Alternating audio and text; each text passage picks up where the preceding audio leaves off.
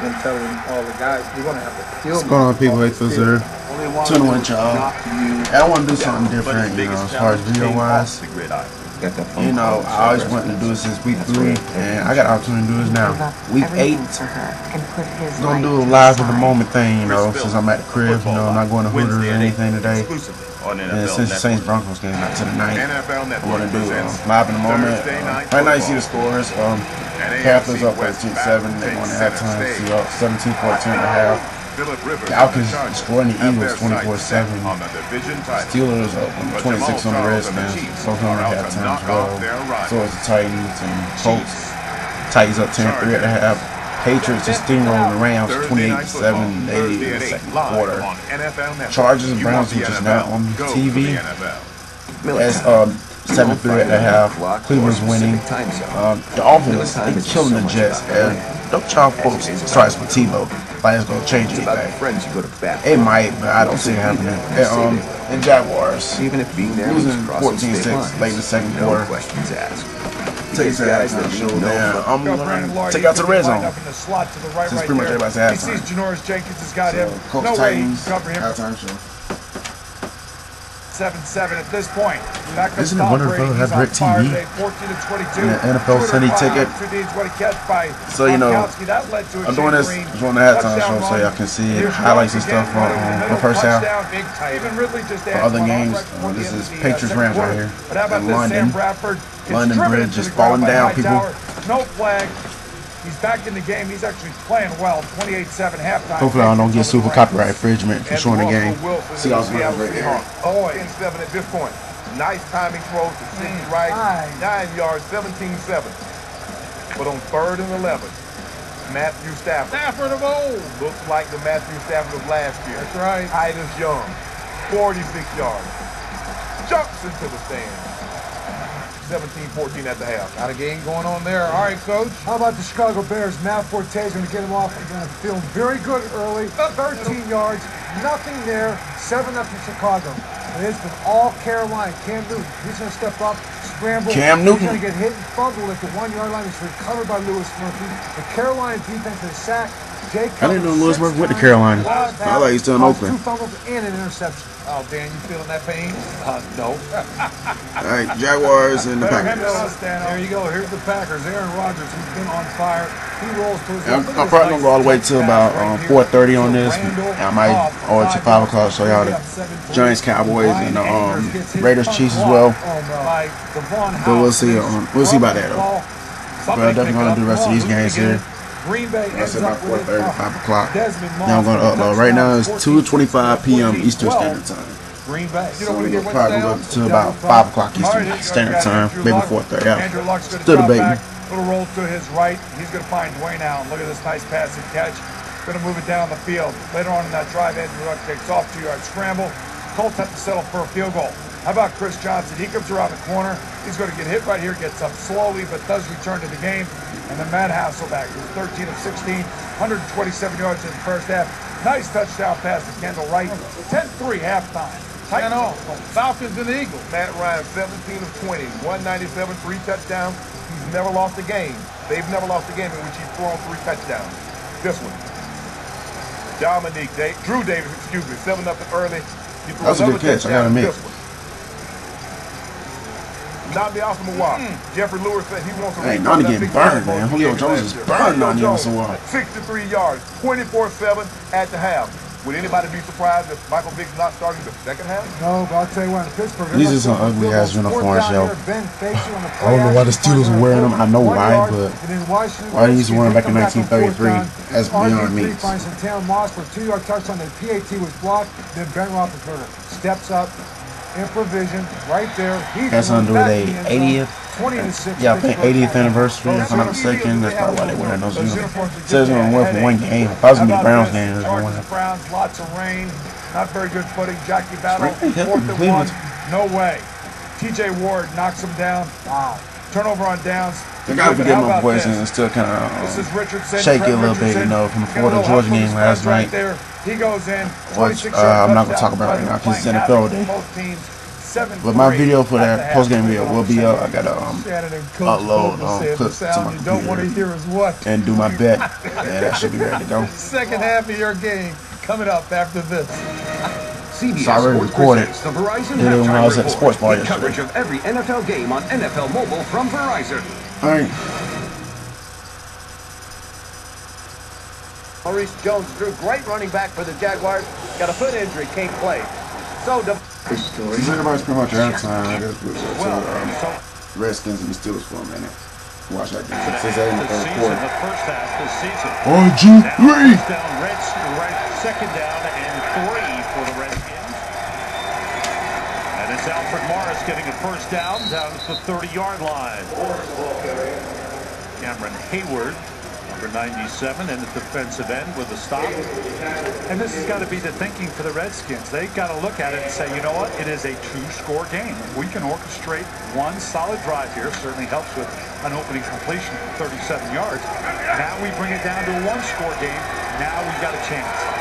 Young receivers in Aldrich Robinson and Desmond Briscoe are the wide receivers. There's Morris. And he stopped short of the line of scrimmage. Steelers came to play, didn't they? Timmons, the inside linebacker. And Ryan Clark being helped up. Nice job. Watch here on the edge how we first stop it and stuff it, and then the fill by the linebackers coming in under here. They've tried to pitch the ball and get wide against the Steelers defense all day long. Haven't done a very good job of it thus far. Today's Business Travel Challenge. We know a few more games to come. They'll put on the red zone. That's just gorgeous. Thank God I don't have to go up to Cleveland and Change flights at some. At the 16. There's room the Falcons in. Right now, let's go down to Jennifer Hale. Well, hi, Dick. I spoke with Coach Mike Smith at halftime, and he said he impressed upon his defense. It's on local channel. I can't show you all that. So stopping the Eagles on third down. Not happy at all with how efficient his there you go, SportsLiveInTheAtl. I know you might be watching this video later on. However, very I got the Falcons game up for you for this one bit. Against this Eagles home crowd. He says Ryan is taking what the Eagles are giving him and making it work. Dick? All right, Jennifer, no coach is ever happy. So they're 3 for 5, the Eagles, on third downs. How about his team missing just 1 and 7? First pass is caught by Macklin. Coughs it up. And you dropped the ball, man. An incomplete I'm a huge sports critic, you know. I critique everything. Even if it's not the Broncos, I critique everything. Absolutely, but you know, I think Mike Jerry Smith Macklin should will not be happy drop with that ball. is his team's tackling. That's one thing, as you see the great play by Asante Samuel getting the ball out. You got to tackle against this group because they're so explosive. Macklin, Deshaun Jackson, they've done that well in the first half. 2nd and 10 from the 17.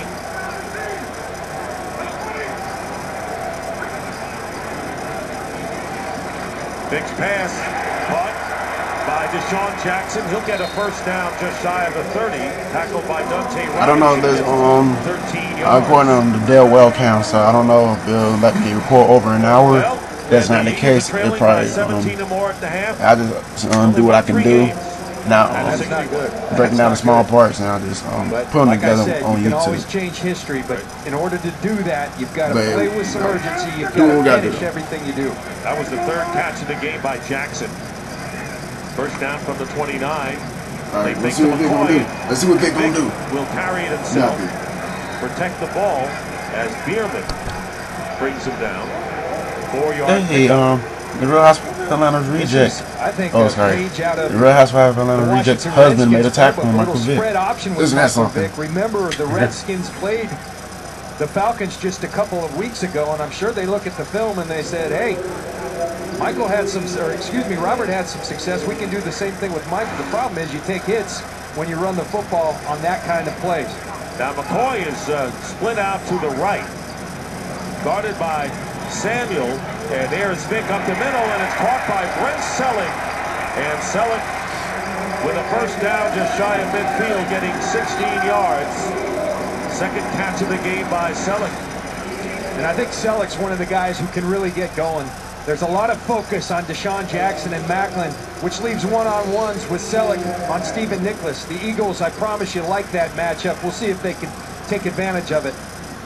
The Eagles have rushed for 3.5 yards from the 49 of Philadelphia.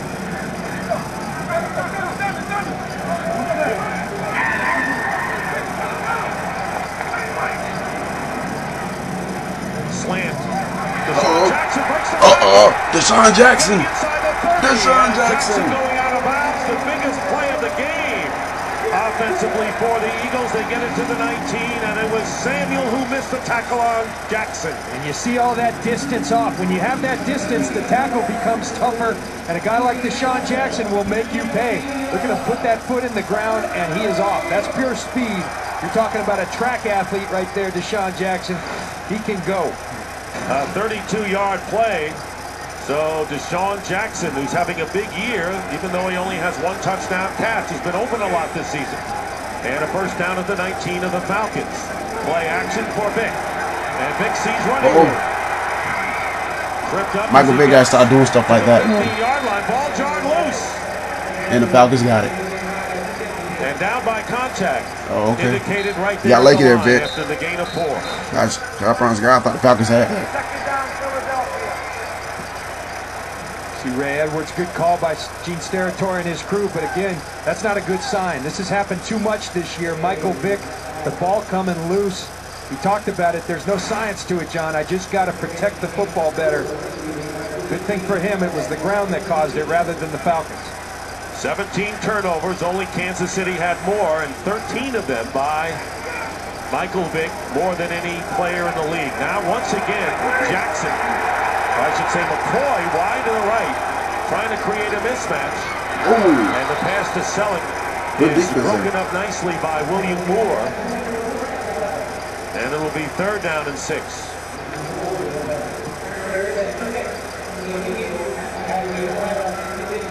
John, they're bringing LaShawn McCoy. 2 of the last 3 plays split wide to the right. Now he goes to the top to the left. This 3rd down situation, Michael Vick's been very good this year. He's the 3rd rated passer in the NFL with 107 rating. He says you just want to stay on the field on 3rd downs. 3rd and 6, gets hit as he throws. And so Michael Vick is pressured by Sean Witherspoon, the outside linebacker who comes in, and now the Eagles will send their field goal team on. All right. Shaking up a bit, it looks like. Watch Michael Vick back. I don't know if I see that, but still. So Alex Henry is aboard with a 33-yard field goal. All right, it's RedZone channel.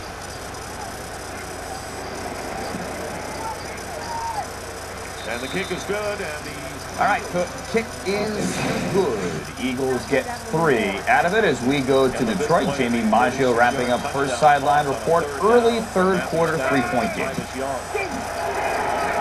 Second down here, there goes Lynch. Up near another Seattle first down, just short of the 45-yard line.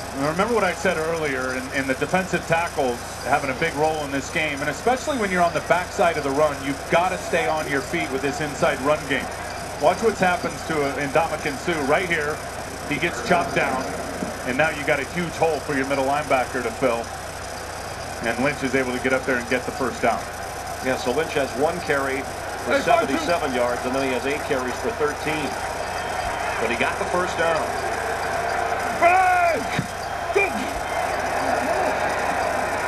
That's Lynch off the foot, knocked down right away. Delmas on the spot, short of the 45-yard line. That is such a terrific play, and really, Louis Delmas, who's been dealing with a knee since training camp, just got back in the lineup a few games ago. He's going to have a positive impact for his defense, and watch how he slides under the 340-pound James Carpenter to make that tackle in open space on Marshawn Lynch. That's outstanding. Second down 9 from the 44. Seahawks opening possession here in the second half.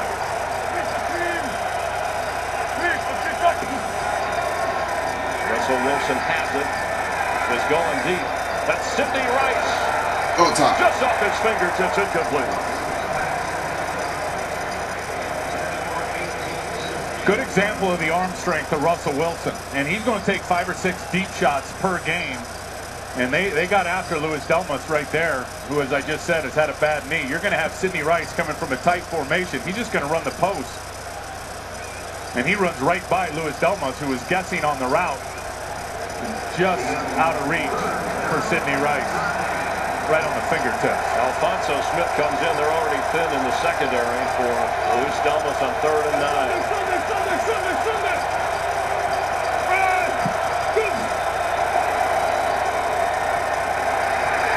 Russell Wilson incomplete. Intended for Zach Miller, but the Lions, who have yet to sack Russell in this game, apply pressure. Really good job by Willie Young applying the pressure. I think if it's going to be 4th out here, so we will take the remote from you and go to London. First play from scrimmage, 3rd quarter at Wembley. Raining a little harder as they come back and complete the pass to Nawanui. And he's got I got to pause right quick, so hold on. Hold on for a second, people.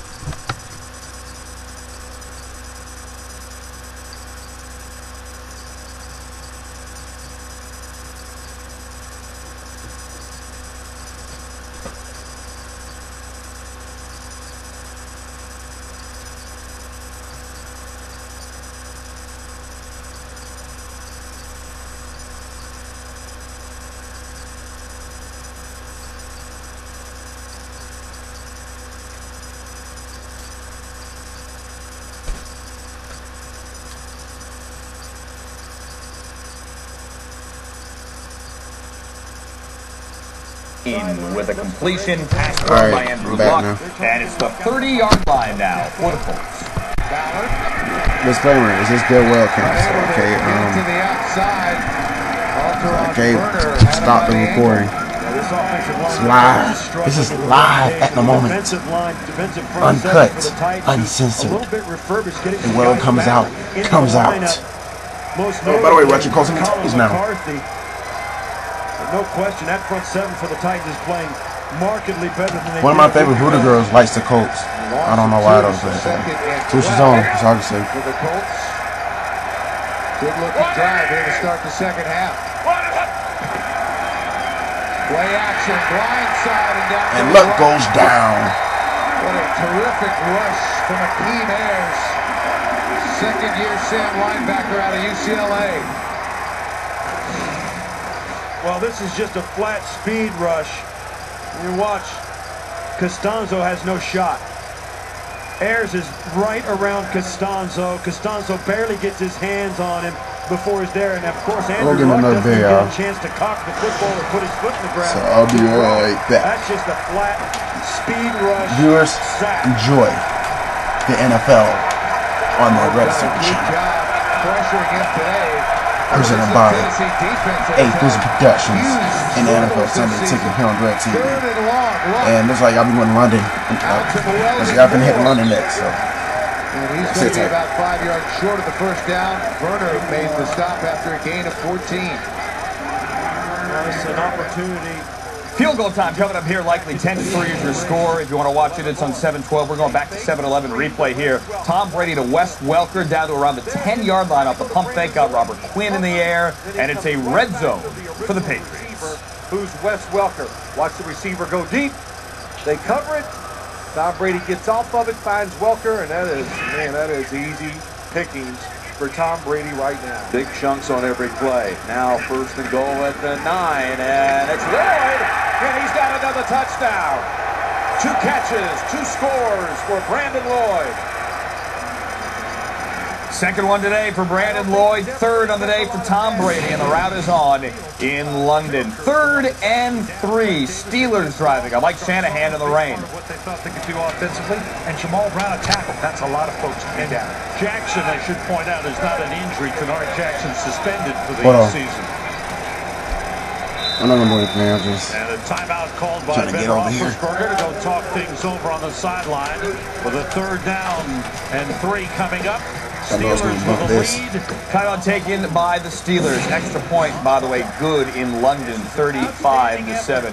Here at the Meadowlands, Mark Sanchez over the middle to Dustin Keller, and a 1st down here for the Jets. So 1st and 10 for the Jets. It's Green.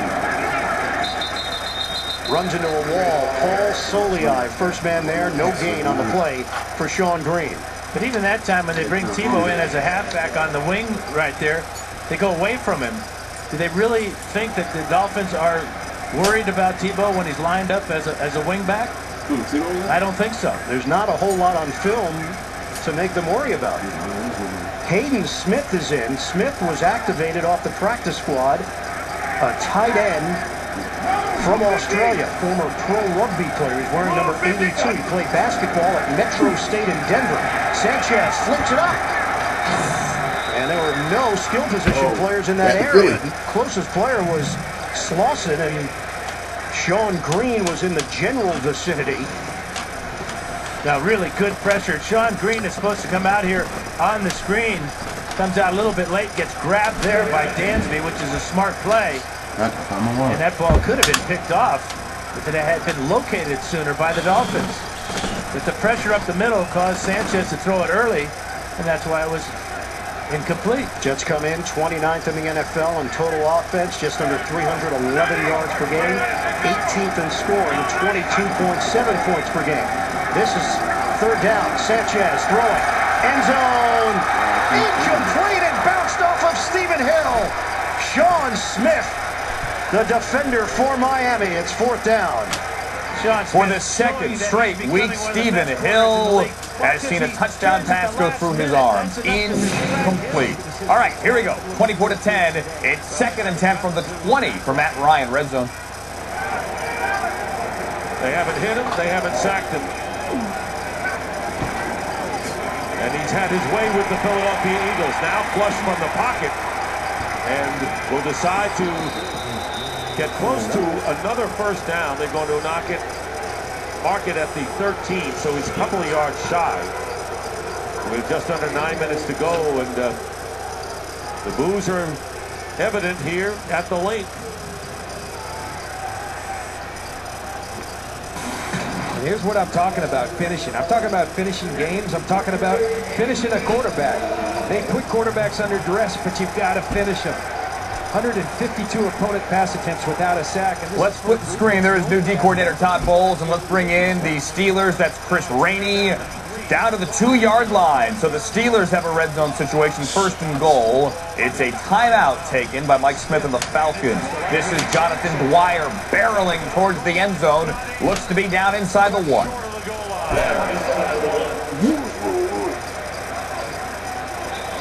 Second and goal. Well, the Steelers twice have gone for it on 4th down here, and that affects your play calling. Those are decisions that are made early. I doubt that they'll do that here, so I imagine the play calling will reflect that they're going to take 2 more downs than kick the field goal. They want to get it back to that 2-score differential. Second and goal inside the 1-3, tight ends in. Roethlisberger throwing, touchdown to Will Johnson, the fullback.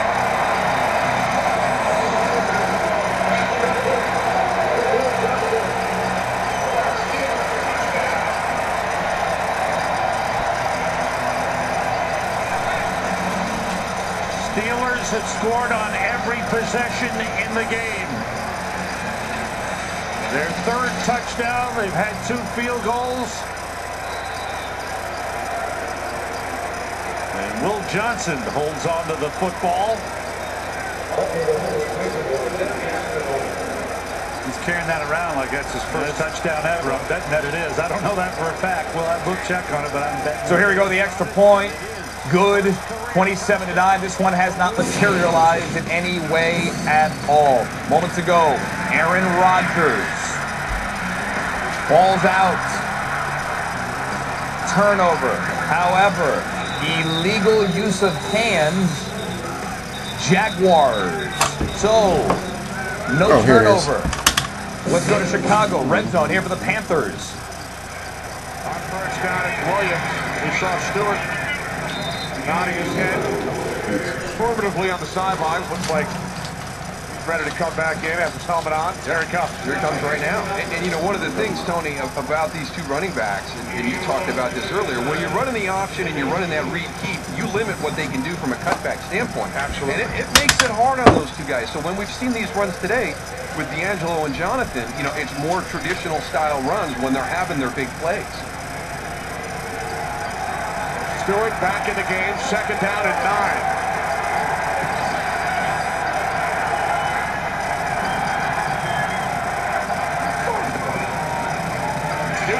Inside handoff to Stewart, and then looking for Brandon LaFell. There is a late flag. Yeah, that's going to be helmet-to-helmet on a defenseless player. And Brandon LaFell is still down.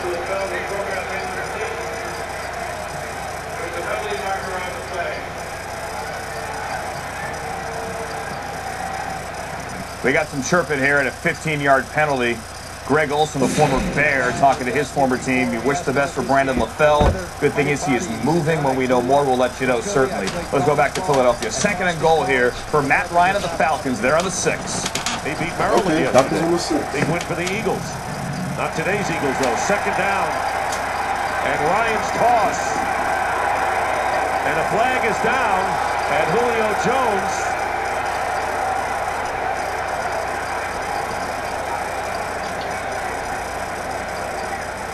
signal for illegal touching, came back in, or the signal also for stepping out and then coming in back in.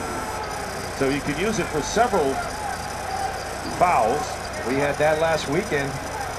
If you're pushed out illegally or excuse me, legally, or you step out, you cannot be the first one to touch the football. Illegal touches.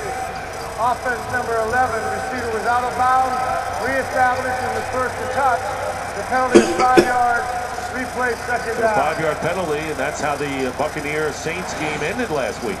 And watch Julio Jones working the back of the end zone. Kurt Coleman's going to give him a little nudge. Now he cannot. Remember, Matt Ryan's out of the pocket, so legally pushed and nudged out of the back of the end zone. Can't be the first one to touch it. Referees on it as they have been all day. Second and goal, ball at the 11.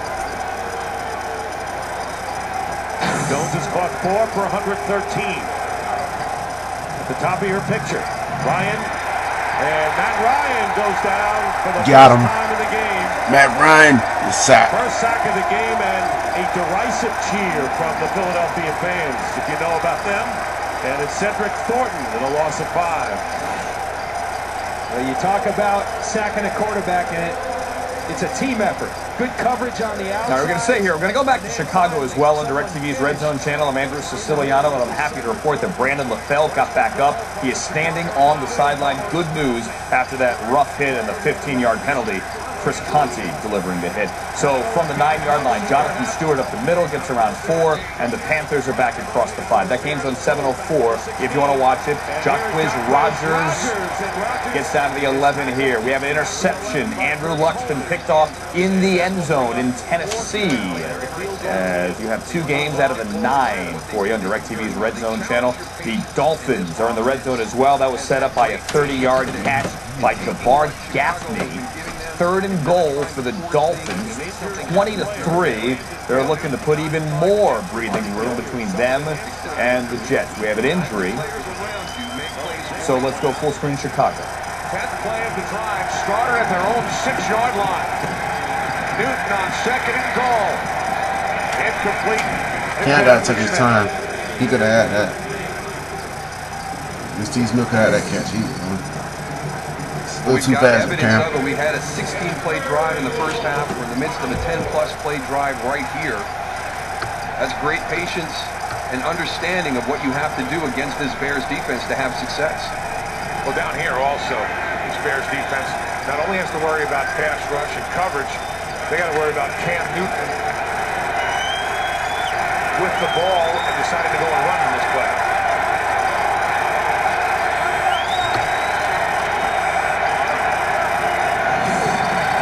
Goal from the 4. He throws. He threw too fast again.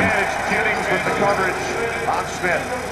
Those going to come back and hunt him. Cam Newton, incomplete. Steve Smith in the end zone. By the way, field goal good for Matt Bryant and the Falcons. Here's the pick I was telling you about. Andrew Luck, end zone. Picked off Michael Griffin. Interception. Wayne. So Tennessee with the lead takes over. Told you the Jets were backing up, and the Dolphins were keeping their foot on the gas. Matt Moore to Anthony Fasano, 27-3. We have not yet seen Ryan Tannehill since that sack from Calvin Pace. They're saying thigh, quad, knee. In other words, it's a leg injury. That is a Justin Medlock field goal here for Ron Rivera. Let's go to Detroit. So Titus Young, ruling on the field is a catch from Matthew Stafford. Pete Carroll threw the challenge flag and lost that challenge, so the Lions get the catch and get the ball on the 36. First down with Shore. Has room over the inside the 30 of Seattle. This is really a complete-looking drive for the Detroit Lions as LeSure limps off the field. I like him a lot. I think the more his confidence gets going, Michael LeSure, we all know he had a torn Achilles last year. A few issues off the field in the offseason, but I know in talking to Jim Schwartz and their team offensively, this guy's more than a short yardage back. They really believe he is a complete running back, both running and catching out of the backfield. 13th play of this drive for the Lions. Inside the 30 of Seattle. Stafford. Fires and interception. Inside the 5, Earl Thomas leaping from his safety position for the first turnover of this game. Matthew Stafford picked off by Earl Thomas. Seahawks on top of the Lions 17-14. So this is Phillip Rivers. This is Phillip Rivers throwing to Robert Meacham. And that is him dropping a potential touchdown pass in the rain, or at least a red zone situation. Benjamin Watson dropped a would-be touchdown for the Browns earlier, but they scored on that drive. There, Meacham's drop led to a punt as we go to Tennessee 10-6, and after the interception, it's the Titans' ball, and now they have it on the 39-yard line. Just over 6 minutes to go here in the third. Hasselbeck going deep, all alone, Washington.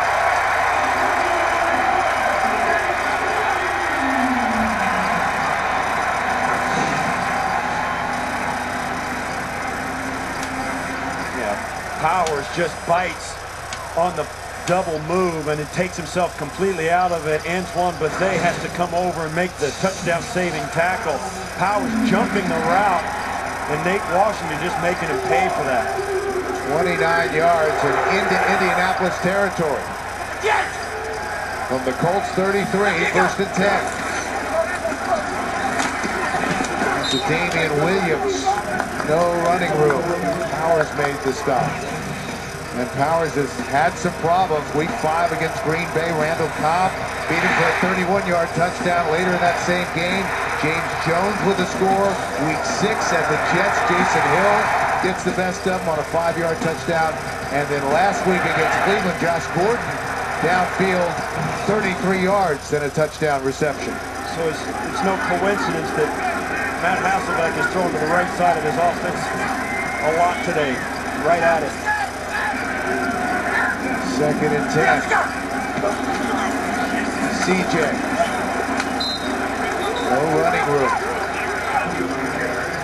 Been bottled up, 13 carries, 47 yards for Chris Johnson today. Now, the Colts and the Titans running in their third down packages. Wholesale changes on both sides of the football. And this is where the game is going to be won and lost here today. These third down packages for both these clubs are putting together double-digit drives. Their ability to stay on the football field and keep the other offense off is critical. In the second half, both these clubs have made adjustments. We're going to find out who can pick up a 3rd and 10 and who can get a stop defensively. Titans have been good on third down, 5 of 8. Right. Good job by the Colt defense. It's hard to call a guy with the football making a mistake, but he makes a mistake right here. Kendall Wright takes this to the outside. He's got 3 offensive linemen in a convoy just to his inside. If he cuts that back inside like a screen pass, nobody's going to be there. Look at the big offensive lineman out there. Nobody's in there. If he can just get behind him, that's a first down on the 3rd and 10. He just can't get there, and it turns into a field goal attempt. It was Cassius Vaughn who forced him back inside, so we'll see Rob Baronis on for a 45-yard field goal try. And that is no good. 10-6 still. Rob Baronis cannot connect. We connect, though, with London. We go long distance here, where it's 35-7 at Wembley. So they were able to pressure Tom Brady. Here's Dahl on the sideline, shaking up a play ago. As it continues to rain here. Ridley. It's raining everywhere now. And Ridley's taken off inside the 20. Ridley down to the 10, keeps his balance to the 7-yard line. And Patriots are steamrolling around still. By Stephen Ridley. That's a good run by Stephen Ridley, though. 2 yards alone in this 3rd quarter, and he's over 100. Well, they're throwing the football, going outside. There it is. You see Sebastian Vollmer with the good block, and Ridley just sees the open space, cuts it back. Welker threw a big block, too. That's a career-long 41 yards for Ridley. These tackles can pass, block, and they can move. Oh, he's going to get back 3 or 4 on this occasion as Dunbar got into the backfield in a hurry and a loss of 4. Say Dunbar is one guy that you've said his name a few times today. He's playing well, making some plays, making tackles. Former New Orleans Saint, signed as a free agent in the offseason. He's a big linebacker, too. Can stand in there and take on people in the run game and always stays in passing situations, too. So that shows you they think he's athletic enough to cover guys. 2nd and goal, 6th consecutive drive into the red zone for the Patriots. Brady to Woodhead, and a good stick. That's Quinton. They are trading turnovers in Detroit. Let's go quickly back to Ford Field before returning you to London. This is Russell Wilson taking a shot. Didn't see the safety. That is Ricardo Silva with the pick in front of the intended receiver, Sidney Rice, and a nice run back as well. Across the 45, that game's on 7:05 back to London.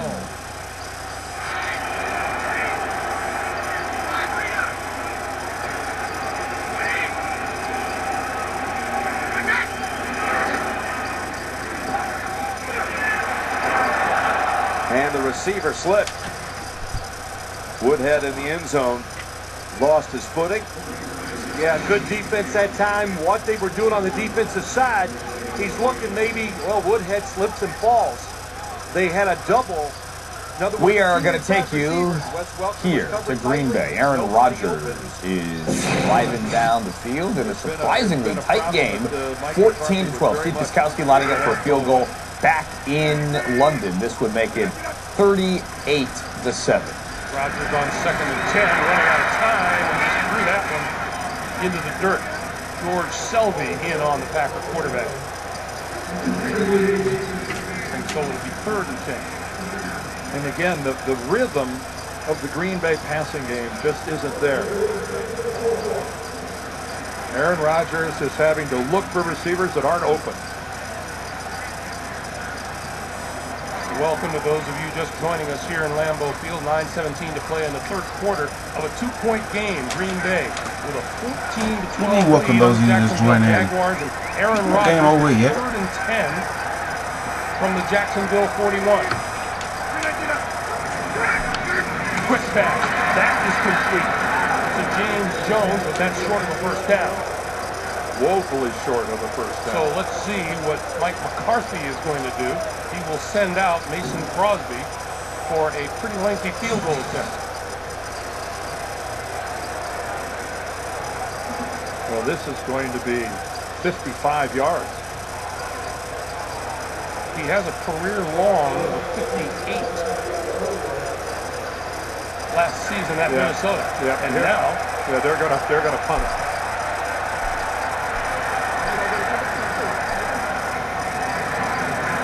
No, they're not gonna punt it. He's gonna throw it, and it falls well short, incomplete.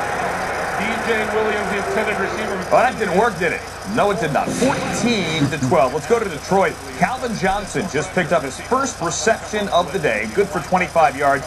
He did so with 1:45 remaining in the third quarter. This after on Monday night, catching only 3 passes in that loss to the Bears, despite being targeted 11 times in that game.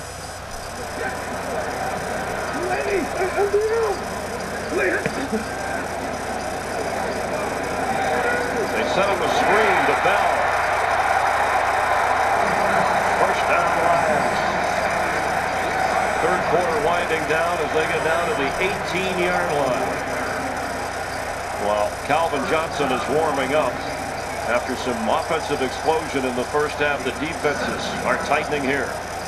Well, and Matthew Stafford, we all know, has been the best fourth quarter quarterback in terms of points up on the board of any team in the NFL. So see if we can get ready for a Lion explosion.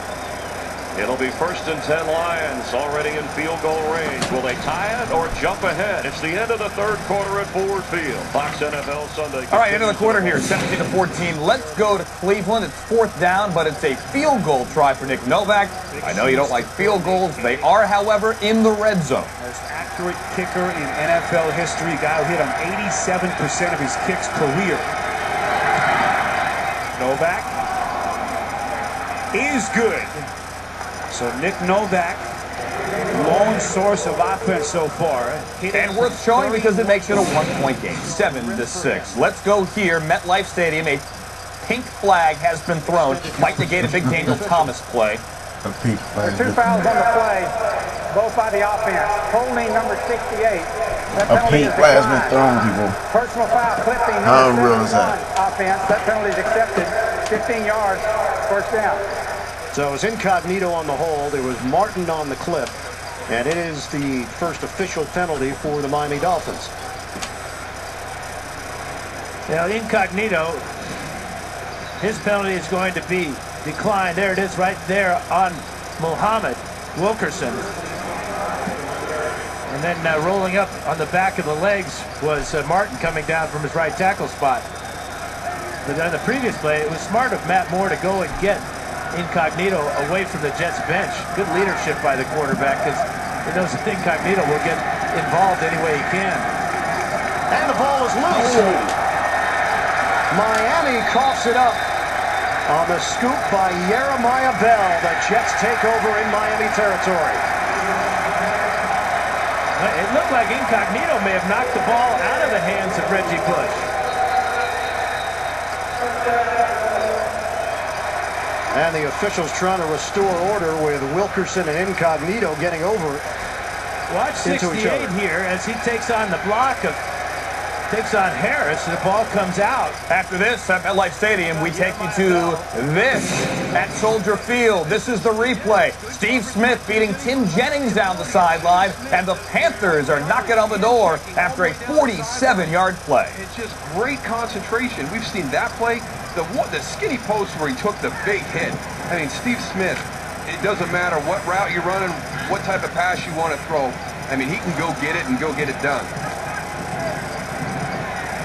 118 yards for Smith on 7 receptions.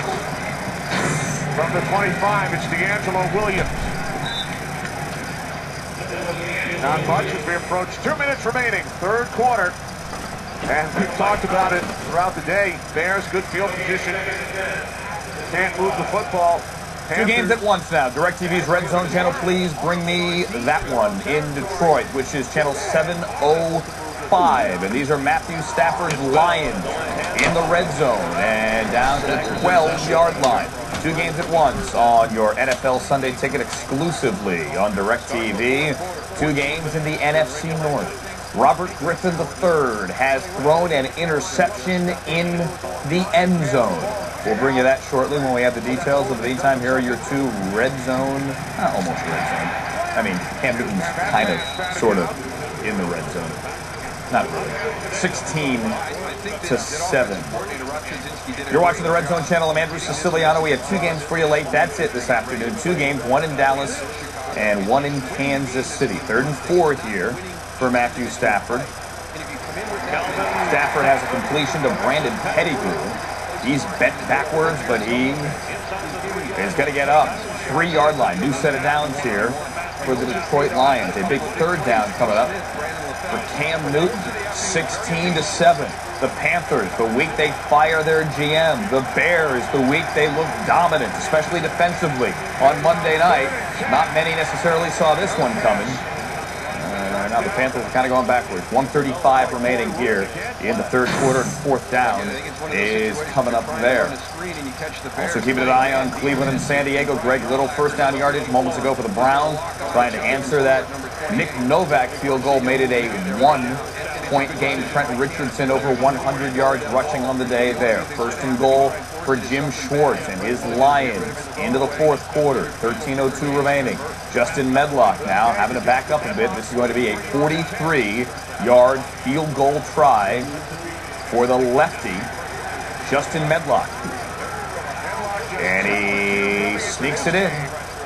3 more for the Lions, 19-7. Detroit. This is Kevin Smith, and it's a touchdown, Lions.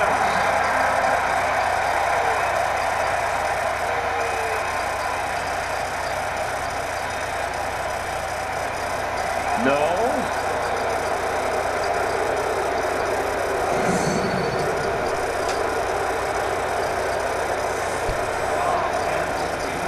What happened? No, he's short. You can see 30 right there. Oh. He was already down. All right, quick highlight for you. Grab the remote. Let's show it to you. Here it is. This is in Detroit. I beg your pardon, in Pittsburgh. This is Keenan Lewis with the interception. Intended for Robert Griffin III. Hit the ground. It looked like it did. And it's being reviewed. Call now reversed. No pick as we go to Cleveland. But Gordon moves the chains with 26 yards. And we've been talking about the problems that Cleveland has had generating big plays. Well, if you keep an eye on Josh Gordon, he's had a bunch of them here the last 3 or 4 weeks. Just a little crossing route against zone coverage. And you think about touchdown catches of 62. All right, let's go back. 3rd and goal. Lions still denied. Stafford has it. He keeps it. Matthew Touchdown. Stafford has this time a touchdown.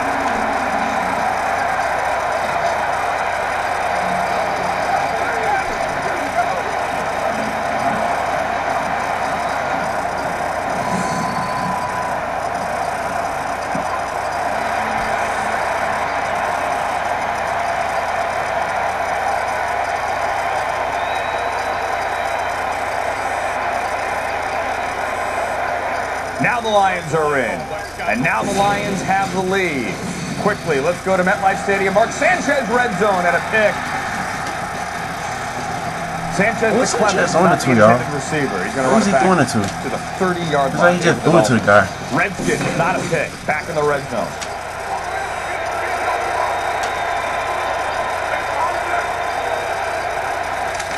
High snap. The handoff to Morris, and he's stopped. No gain on the play. LeVar Woodley with a strong play inside.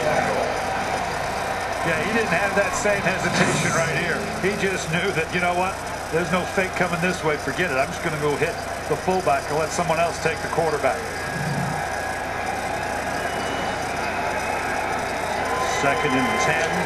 There's 2 games at once. We'll stay here for 2nd and 11 and also bring in a 3rd and 9 as Mike Smith's Falcons are driving. 27-10, final minute, 3rd quarter in Philadelphia. The weather certainly a factor with drop passes all over the place today. RG3 over the middle, and there's another drop pass. This one, Josh Morgan. Jacquez Green, meantime, catches the pass from Matt Ryan, but he is not going to get enough for a first down. Clock winding again towards 30 seconds remaining in the 3rd quarter. Atlanta looks to remain undefeated, looks to go to 7-0. Already coming into the 3.5-game lead in the NFC South would have been 4, if not for that Buccaneers victory Thursday night in Minnesota over the Vikings. Looks like the 3rd quarter might wind down before they get into the playoff in Philadelphia. They are already into the 4th quarter in Pittsburgh. RG3 gets thrown down. You're watching DirecTV's Red Zone channel. I'm Andrew Siciliano, full screen Pittsburgh.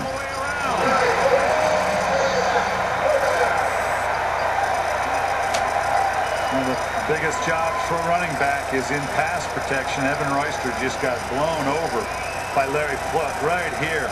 not enough to hold on. Thinks he can lunge and cut him. Not going to happen to the veteran foot. Been at this a long time. 11th season in the league. Went to Detroit for a while. Came back to Pittsburgh. 45-yard field goal try coming up for Kai Forbath.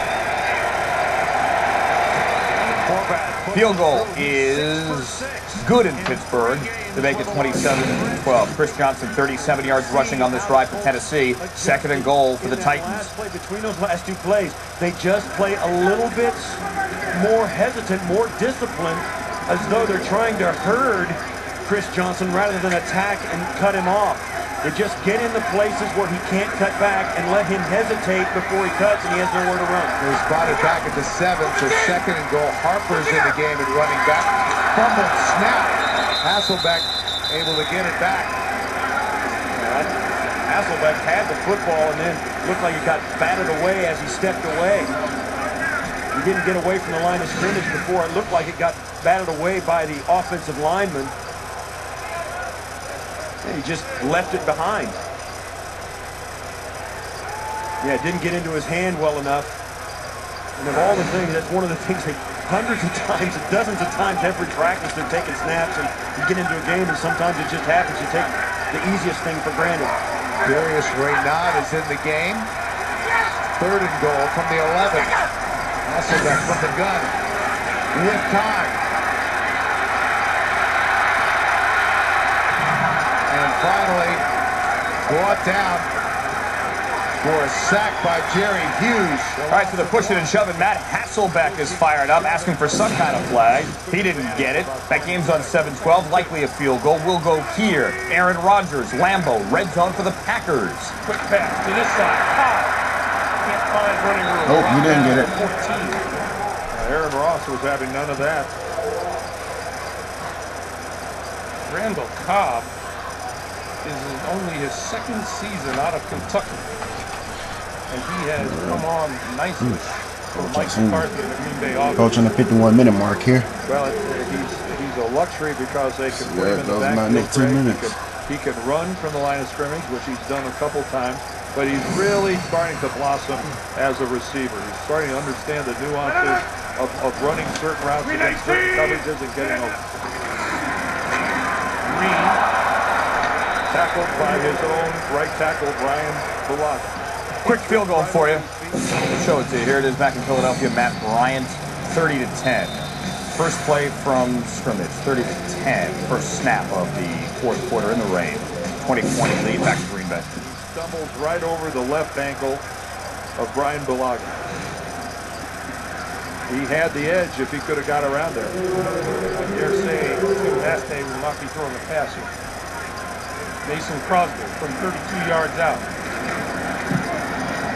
And it's being brought to the upright and it's no good. No good. Boy, did that one take off the upright. Still a 2-point game. Let's go to Soldier Field. Opening seconds. Fourth quarter. Red zone Bears, Brandon Marshall. And he's had the opportunity to throw on time. Big play action right here. Again, it's a single route. Brandon Marshall's the only guy out on the route, Tony. Yeah, they got max protection in there. If that's what it takes, keep running one-man routes, I guess. Cutler 3 for 3 on this drive. At 4-10. Down to the 19, gain of just 1.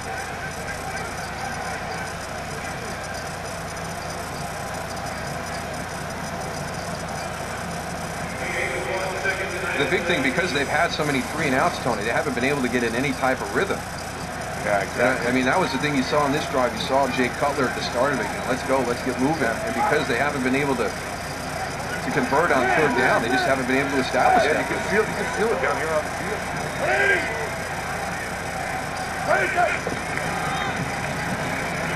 Cover on second and 9. Swings it out to Forte, but Thomas Davis is right there.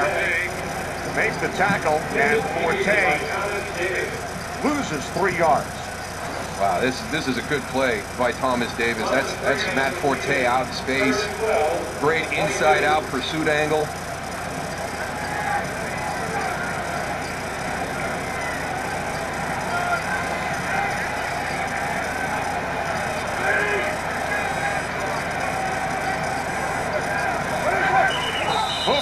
of the snap on third down. It's a false start. False start offense, number 63. 5-yard penalty. Third down. Center Roberto Garza. You don't see that very often. Roberto Garza just gets back on his heels, ready to snap the ball, but looks like Cutler didn't call for it right at that point. Want to snap it early or go and get maybe a turnover, and Cutler wasn't ready for it, so he held on to it a little bit. And a little bit more yardage, 3rd and 17. Bears have not been successful on third down today. Cutler to Forte. Let's get to the 10 for a first down. He's tackled at the 15. I want to show you something quickly. Let's take you to Philadelphia. Look at the left leg of Deshaun Jackson and watch it bend in a way that it probably should not bend. Deshaun Jackson out of the game. We'll let you know if he gets back. It's 30-10. Let's go back to Chicago for the Robbie Gould field goal try. Everybody's getting injured now in a bad way. Chicago's defense hasn't been able to capitalize. You know, for all your SEC cats, you probably know about Marcus Lattimore yesterday. Carolina, looks like some confusion there on Ron Rivera's side. Hope he recovers well, man. Hope Deshaun Jackson, same thing don't happen to him. 4-3. Drew finished 2-7 that year to finish in the last 9 games. Curious to see how Russell does with a lot of football left. They need a yard, and the fullback, Michael Robinson, plows forward for a Seattle first down. Lynch with 95 yards rushing, and he had that 77-yard touchdown run. Yeah, but all the other runs, he hasn't even averaged 2 yards a carry. They've been stuffing him up inside. I'll tell you one thing on Russell Wilson, though, for a guy 5'10", huge hands. I mean, he's got hands the size of an offensive or a defensive lineman.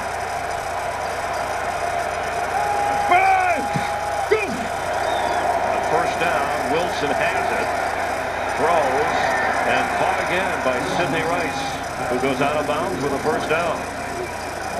They're just attacking the speed of that left defensive end for the Detroit Lions, and this time it's Willie Young. They fake a little zone read play inside where he's faking the handoff. Willie Young squeezed down. You watch Willie Young right here. He's going to squeeze down because of this little zone read. Now Russell can get out and get a clear throwing lane right there.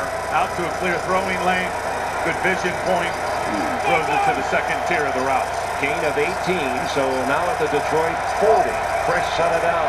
2 receivers on the left. Lynch is the back. Wilson keeps and gets rid of it. America's Game of the Week follows this game, Giants and Cowboys. And then, of course, Game 4 of the World Series right here in Detroit. The Cowboys. Eli Manning, you talk about a guy doing it in the 4th quarter, a clutch performance. I know he's got 2 Super Bowl rings. He continues to amaze. Incredible. And Hakeem Nicks getting healthy. How good is Victor Cruz? You kidding me? Maybe Martellus Bennett back to Dallas and can make some plays in the passing game at tight end. Russell Wilson talked about preparation so that he could relax and be calm in these 4th quarter situations.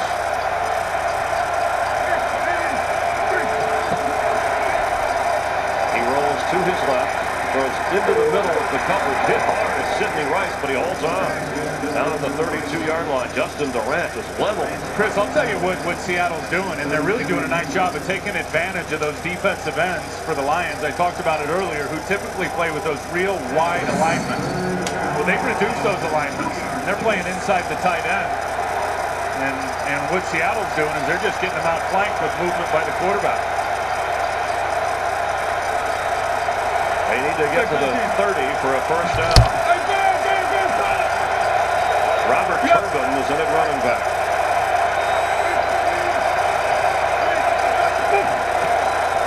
Russell Wilson has it.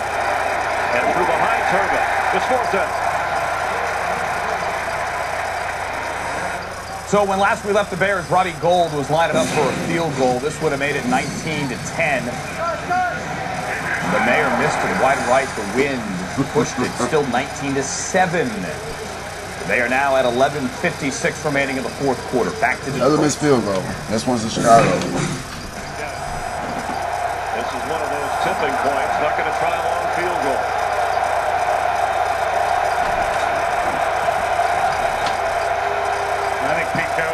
timeout to think about it here. Seattle, after the Detroit timeout, we'll discuss things. Timeout here. We're going to go to Cleveland. The Chargers have converted 3 third downs on this drive that started deep inside their own territory and are now pushing near midfield. Pick up at 6. They just keep running the ball behind that fullback, McLean. And then the other thing is, if you watch the Chargers, and they've got 2 tight ends in the game, a little bit of the key is they prefer to run away from Antonio Gates, and they'd rather run at Randy McMichael. Randy McMichael, he's a much better inline blocker than Antonio Gates. Well, McMichael could very well be the best blocking tight end in the NFL. Matthews, I formation set, takes the handoff, second and 4, he's going nowhere. Jaquay Parker buries him for a loss. Let's see if the Browns defense can hold here. We'll let you know. In the meantime, for Philadelphia, good to see Deshaun Jackson back on his feet. He's been taped up and might be set to return after what was a scary-looking injury at first. It was 2nd and 1, now 3rd and 2, and they have 2 downs to get the first down. They're going to try McCoy. That's all McCoy. All McCoy. Tough yards after looking like he was trapped. He gets 3 and a first down for Philly. This kid's an outstanding football player. LaShawn McCoy, first team Pro Bowl, All-Pro last year. He does this all on his own. They're in the backfield. He eludes 2 guys. Then he's going to elude a 3rd and a 4th and wiggle off and spin for a 4th and a 5th. That's just an outstanding individual effort by LaShawn McCoy. Sean Weatherspoon is shaken up for the Falcons. That's a key man. It's the first time one of the Falcons has been injured. We have an injury here, so we're going to go to Detroit. It is 4th down. Clearly a pass with no running backs in the backfield. Russell Wilson uses his legs and gets to the outside. The quick throw is hauled in by Golden Tate for a Seahawk first down. A gutsy call and converted after the Lions timeout. It's always those inside receivers. When you get into these empty sets and you got no running backs, you got 5-man protection, you know the ball's got to come out quick, so the inside receivers have to make a play. And Golden Tate just did it there, getting across the face of Alfonso Smith. And Luis Dallas, who went out with an injury, remains out of the Detroit secondary. Fresh set of downs for Seattle. See what the Seahawks are going to do this drive. They're going to try to take the lead. The Skittles boy, you say, yeah. They're going to try. How about that stiff arm he just threw on Ashley Palmer, who was in perfect position to make a play. Lynch is running to the outside today with a lot of success. Of course, the big runs. Look at that stiff arm right to the grill. He just flattens the linebacker. 100-yard rushing day for Marshawn Lynch. A lot of that came in the first half on that 77-yard sprint to the end zone. Longest touchdown run of his career, but now from the 16. All right, 2 games at once here. We're going to stay in Detroit, ball on the 16-yard line, bringing this one as well. 1st and goal for the Packers. They are at Lambeau and leading only 14-12 Green Bay is really beatable, ladies and gentlemen. over the Jaguars. Really beatable. Jaguars without Jacksonville keep up with Russell them. Wilson steps up. End zone. Are you kidding me? Caught? It is a touchdown. This is the team that let the Raiders come back and beat them. Aaron Rodgers. You let them keep up with you. 14-12. Wilson to Miller for the touchdown for Pete Carroll. It totally surprised Aaron Rodgers, and he had no choice but to get rid of that football. You know, the Jacksonville Jaguars, man, very much in this football game, but they've made their share of mistakes today. And Mike Mularkey pointed out yesterday, they're not good enough to make mistakes and get away with it. Well, not in Lambeau Field against the team, the prowess of the Packers. 2nd and goal. Rodgers looks left on the pass to the end zone, caught for the touchdown. Green Bay. They need that. Donald Driver's minutes have disappeared with the emergence of guys like Jennings. And Lambeau late for Donald Driver, winner of the Mirror Ball Trophy this past offseason. 20-12 extra point would make it 21-12. 3rd down here, Andrew Luck is in the red zone. 17-yard line in Tennessee. I was trying to do something now. Caught by Brazil. You see him driving? Quickly to Philadelphia. 3rd and goal. 1st down, Michael Vick. Falcons and Eagles. He was driving, trying to get in his zone. And here's McCoy, and McCoy is going to lose McCoy is about 3.5. And Akeem Dent, who came into the game, that was first and goal there for the Eagles, down 30-10. It's 4th and 1 back in Tennessee. Naps, you gotta get it. Even if you kick the field goal, you gotta get it. It's not going to be enough to put you in position to strike with a field goal to win it. Ballard and DeLon Carter in the backfield. 4th and 1.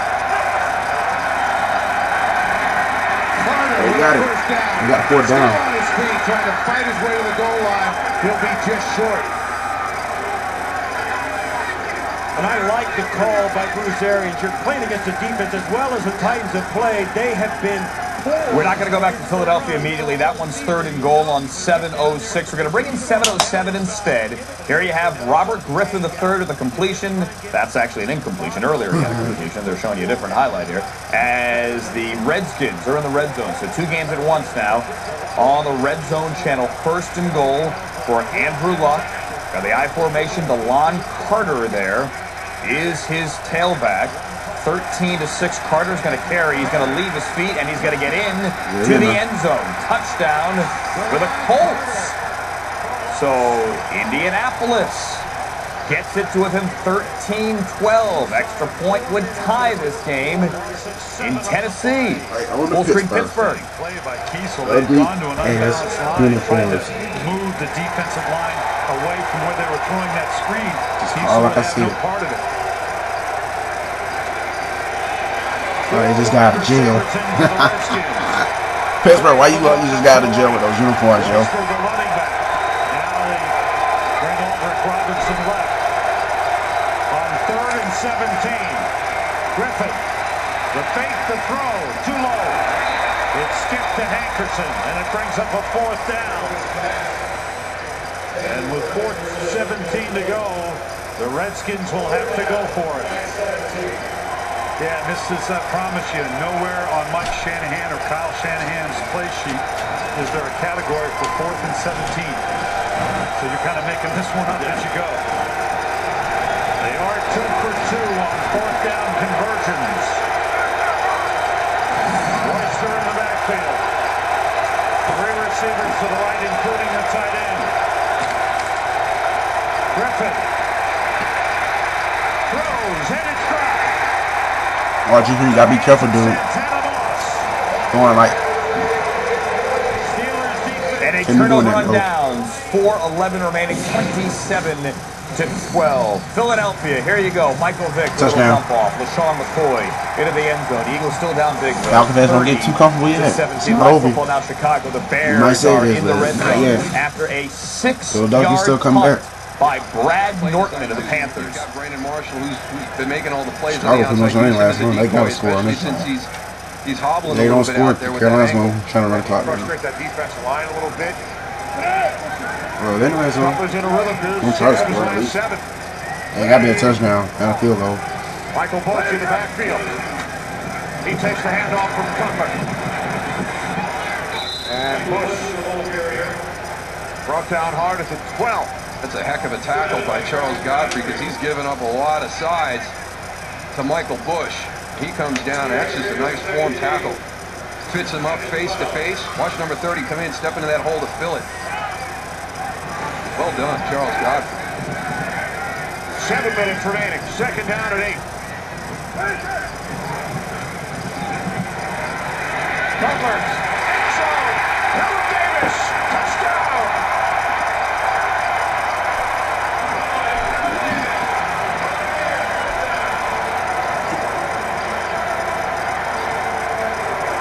He's one of the guys. Told you they had to do it. He's such a big guy. Chicago had to do it. Down into the red zone, Helen Davis has got to be one of the guys you want to worry about. One thing you have to do, challenge him on the release and not let him come off the line of scrimmage so clean. I'll tell you what, Jay Cutler, when he sees Davis open, he drills that ball at him. Almost lost it right there. It was going at him so fast. It was a huge target. 1914, that Miss Robbie Gold field goal looms large as we go to Detroit. Calvin Johnson with a catch. The Lions are trying to get to 3 and 4. I'm sure if they're scoreboard watching, they're aware that Carolina is winning in Chicago from that division. Now the Packers are leading Jacksonville. Meanwhile, for Seattle, trying to win on the road and go to 5 and 3. The Rams are getting blown out over in London by New England. But Monday night, the Arizona Cardinals host the 49ers in the NFC West. And they had a great shot to win that game last Thursday against the 49ers. A couple of key drops really affected them in that game offensively.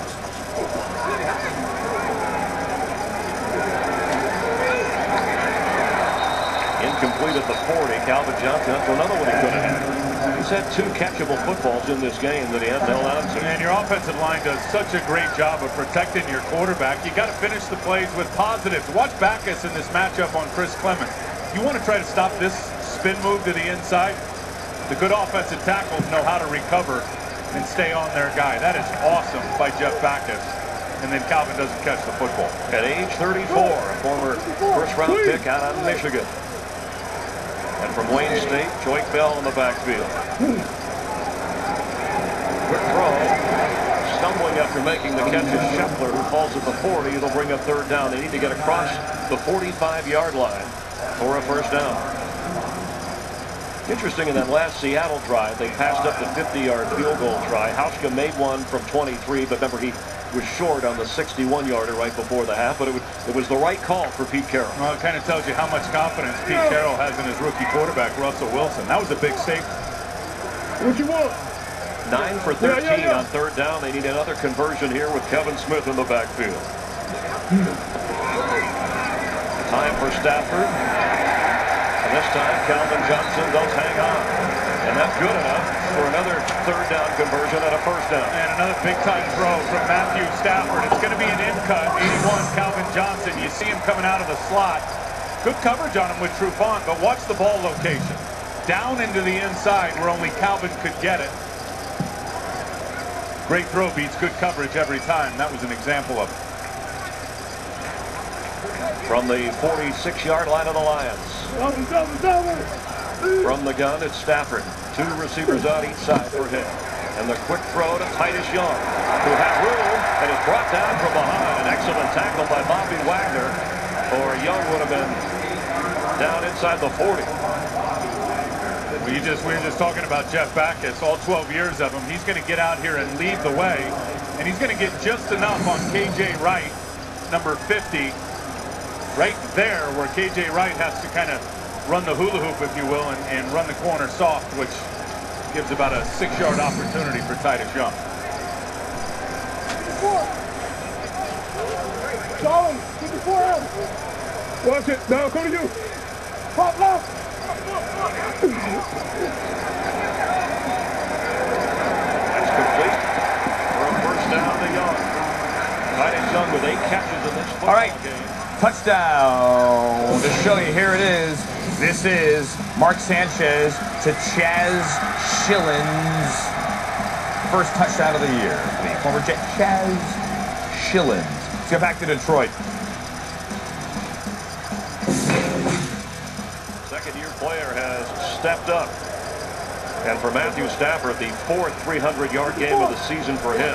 13th in his career. 29 out of 40 for 316. Scheffler at the top needs one here. That's Bell underneath. And gets down to the 35-yard line and at the 2-minute warning. The Lions, who trail by 3, working themselves into field goal range, possibly taking... What a take to Chicago. This just happened. Tim Jennings had a pick earlier, his 5th of the year. This is his 6th of the season. End zone. Touchdown. Bears. And quickly it turns. Chicago in the lead.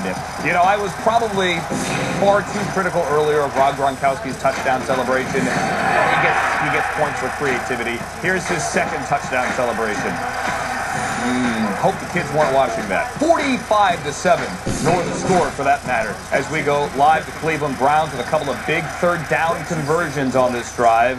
And they are now across midfield trying to run the clock out. Chargers' most physical player in that secondary lays this smack after a pickup of 5. Another update, JB and Shannon. Quickly, back to Chicago. They're going for 2. Despite getting dominated statistically throughout today's game. Going for the two-point conversion. This cannot be brought back. This cannot be brought back. So officials blowing the play dead. Well, it was fun to watch. Josh Norman, the rookie. Well, you can't run that back, as they kept telling you. Kenny Albert had it right. Let's go to Cleveland. There was a fumble moments ago, but the Browns have held on. Under 3.5 to go. This is a clock-eating drive, Rich, that Brandon Weeden San Diego is orchestrating here. pissed. Very impressive. In about 15 minutes. As they try to protect this one-point lead. They're going to move to the Hardesty, the Browns. man who recovers. But it will be 3rd and 6 right here. Yeah, just watch right here at your screen. Eric Weddle's going to come in untouched, and he's the one that actually gets it out from Ontario Hardesty. I don't think he ever feels the safety off the edge. Very fortunate to get that one back. Hardesty replaced here.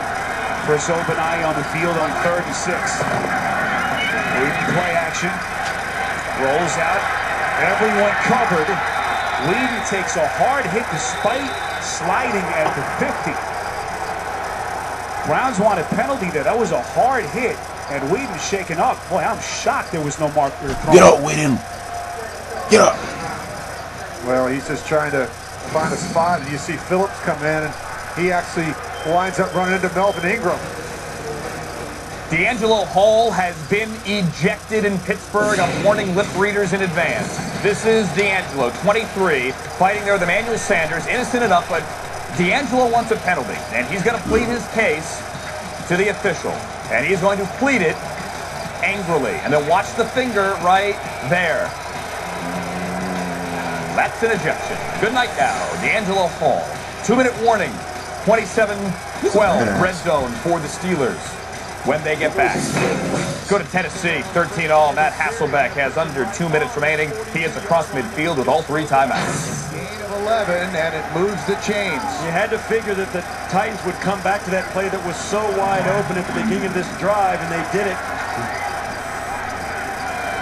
to give themselves a first down. Pretty good breeze today. That will work to the Titans' advantage. Here come on the blitz. They keep it on the ground. Johnson stopped after a gain of 1. And coming up on the Subway postgame show, join JB, Dan, Shannon, Boomer, and Coach Cower for all the latest NFL scores and highlights from Week 8. It's all coming up on the Subway postgame show.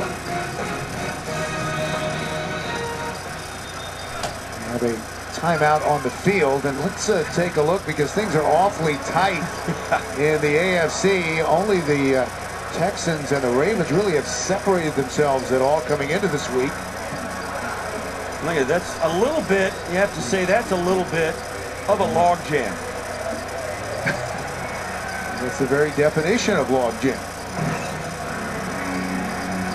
What a comeback this has been, though, if the Titans are able to go on and win after that 1-4 start and facing Pittsburgh on a Thursday night. They were able to win that, and now a chance to get back to 500. Hasselbeck flings it. Cook. Oh, he just had to overthrow Had that. a couple of steps, but incomplete. Oh, he kind of lined it out there. If he'd have lost it, and he had a chance to do it. Pat Angerer caught in one-on-one coverage. I want to show you something in Philadelphia. This might have sealed the deal. Let's take you there. 30-17 is the score. 4th down from Michael Vick. Incomplete, pressured. Wanted Deshaun Jackson. Good to see him back at the least, but the Eagles turned it over on downs, and the Falcons now have it across midfield. Eagles territory, under 5 to go. Back to Tennessee. 3rd and 9. Hasselbeck. Well, that was almost intercepted. Anger had it in his hands. It'll bring up 4th down. That hit Anger in the hands, and he wasn't even looking at the football. 2 games at once now on DirecTV's Red Zone channel. We go 1 in Tennessee and 1 in Detroit. Inside the 15-yard line, That's an incompletion. Scheffler, the intended receiver from Matthew Stafford with 47 seconds remaining. Second down coming up. Punt time in Tennessee, so we'll go full screen Detroit. Out of the slot there, he's going to take it vertical. He was running a corner route. Richard Sherman was playing the corner route the whole way. But it was wide open if he'd have cut to the inside where the safety vacated Earl Thomas to go get Scheffler. Calvin Johnson, top of your screen, to Stafford's right. Scheffler in the slot.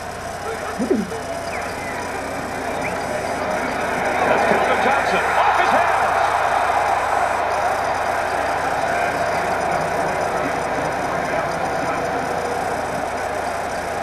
The captain's got to make this catch. Corner route, set up perfectly.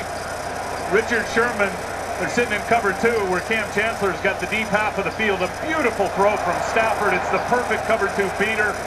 Would have been a tough catch, but one that Calvin makes 99 out of 100 times. He's had 3 drops today and only 3 catches. It's third down.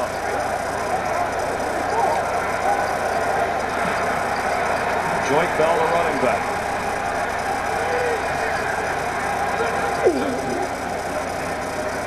Stafford complete. It's going to be a touchdown for Detroit Bell at the goal line. No. Short. And it's a first down and goal to go. And the Lions are going to maybe use their last timeout right here. Wait, Joint Bell looked like he got it over, but with the timeout taken, we will get you back, I promise. Quickly, let's go to Green Bay. 32-yard Josh Schofield field goal drive. This would make it a one-score game, potentially. 21-12. Now 21-15. 6:51 remaining. Let's go back to Detroit. It's like we've been seeing this one, the Redskins game, and the Falcons game the most. Yeah, and it's More than any automatically other being game reviewed upstairs, obviously, because we're under 2 minutes, and it looked like he did get the ball across him, but you're right on. It's the right call. He was down beforehand, and the officials were right on top of that while the Lions were celebrating. Yeah, you see the left hip and the left arm down. He's down. And the ball's still not past the plane of the goal line. So now you've got an interesting slide in. Did you see? You got an interesting situation because you're out of timeouts for the Lions, and it's first and goal. And you see how much time is remaining. Yeah, you take 3 shots in the end zone with the passing game. And you don't suffer. And another thing you could do, too, is you could get Matthew Stafford out and give him a run-pass option. And if he is going to get tackled, just let him throw it away. Stafford does have a touchdown run in this game, and he's thrown for 2 touchdowns. Hope y'all enjoyed this coverage of NFL RedZone presented by me and the A-Fizzle 35 seconds to go. First and goal. Lions with the football. Stafford has it. Keeps it. And gets rid of it. Seahawks with a 3-point lead.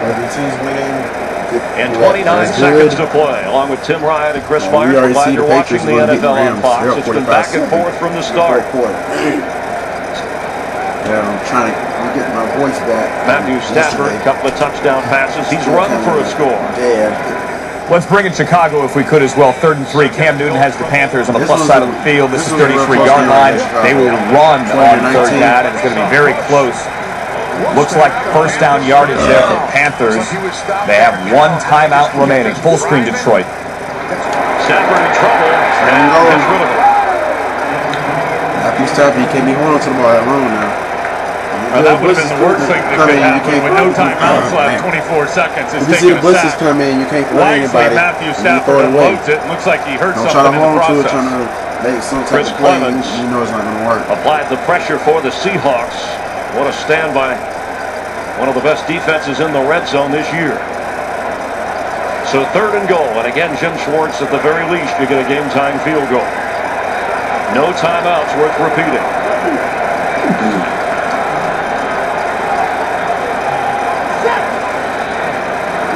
Remember, Detroit has no time. Stafford, quick throw. Detroit has no timeouts. Yes. I see how that's 2, and you see Titus Young with the touchdown. Detroit takes the lead. Honestly, the Lions need to win more than the Seahawks because Detroit is faltering apart.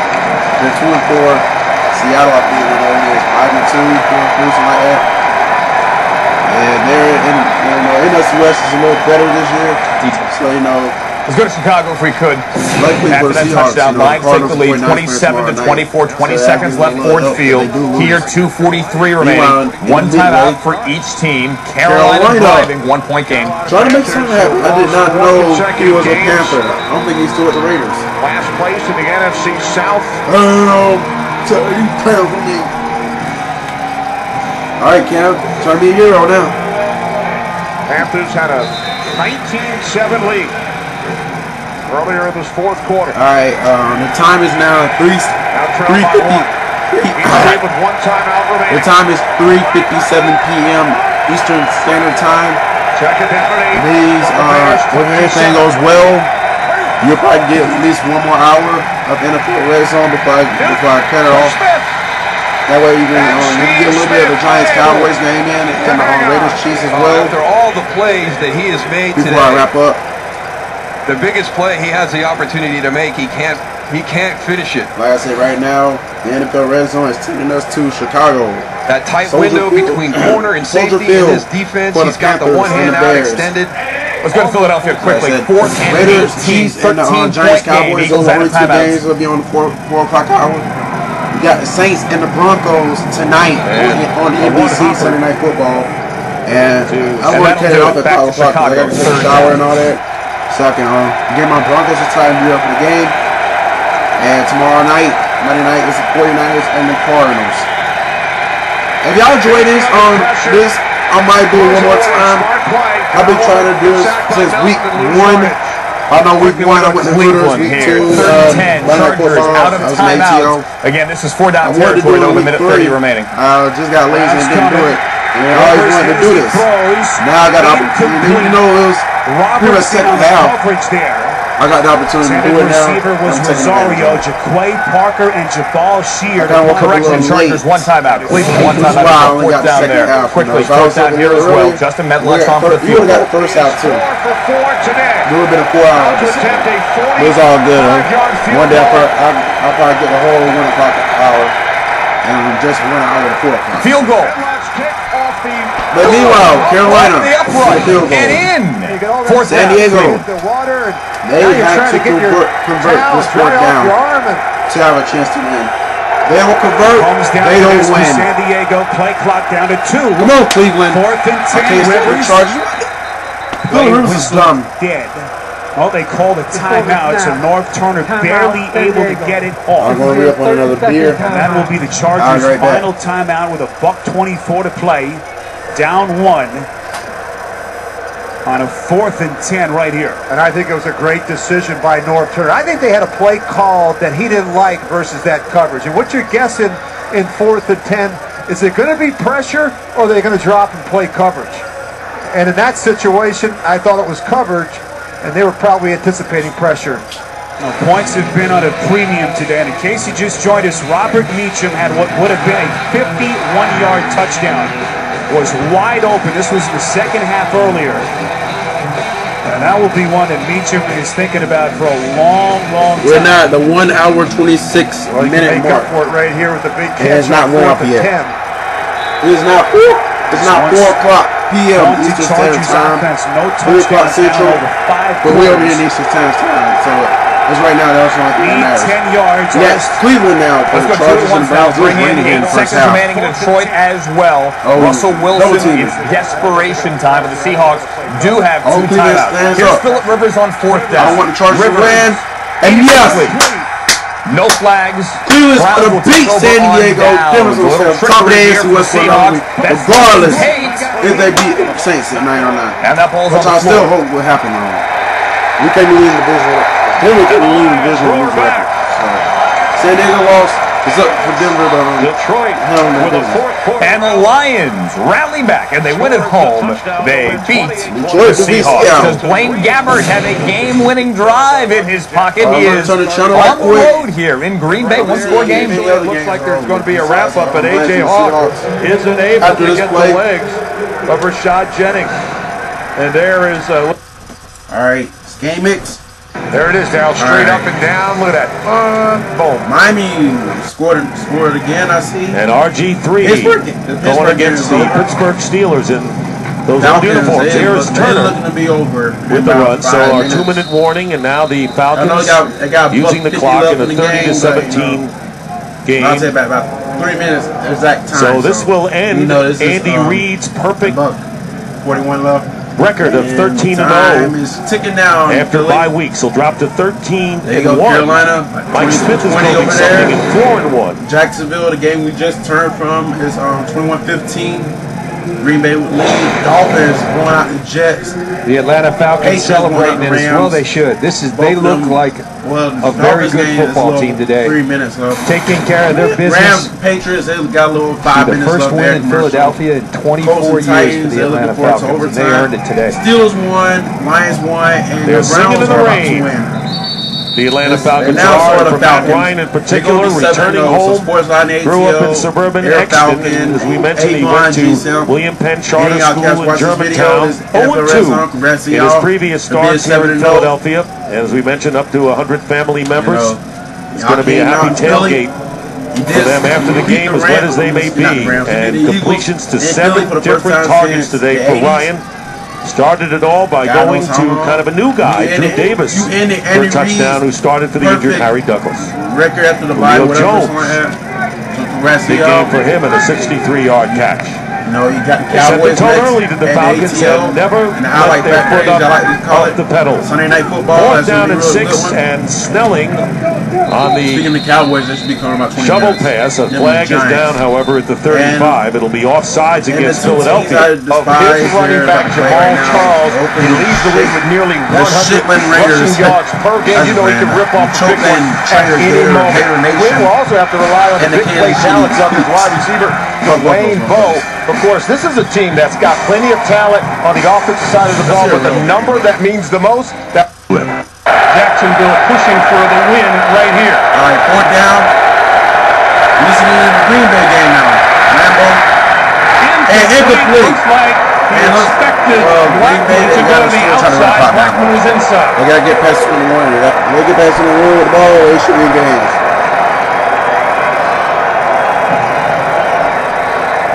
Alright, we about to go back to the game mix on the RedZone screen, the RedZone channel. Over. And now they want to go take us to East Rutherford for the Dolphins. As we go to MetLife Stadium. Yeah, I know. I've been on Facebook all day. I know my Facebook. Pass interference or holding. My time. It's going to be holding against My Wilson. news feed's probably blowing up. Put Tebow in. Put Tebow in. If you put Tebow in, you would have won. No. I'm going to tell y'all this. Listen up, everybody. Facebook, Twitter, all y'all. Put Tebow in. From Rex Ryan, and I'll sit down with him on Friday. Tebow can win. Emptying the tank because the bye is coming up. Yeah, and Duke can. Now they're he can win. That's all I can really say.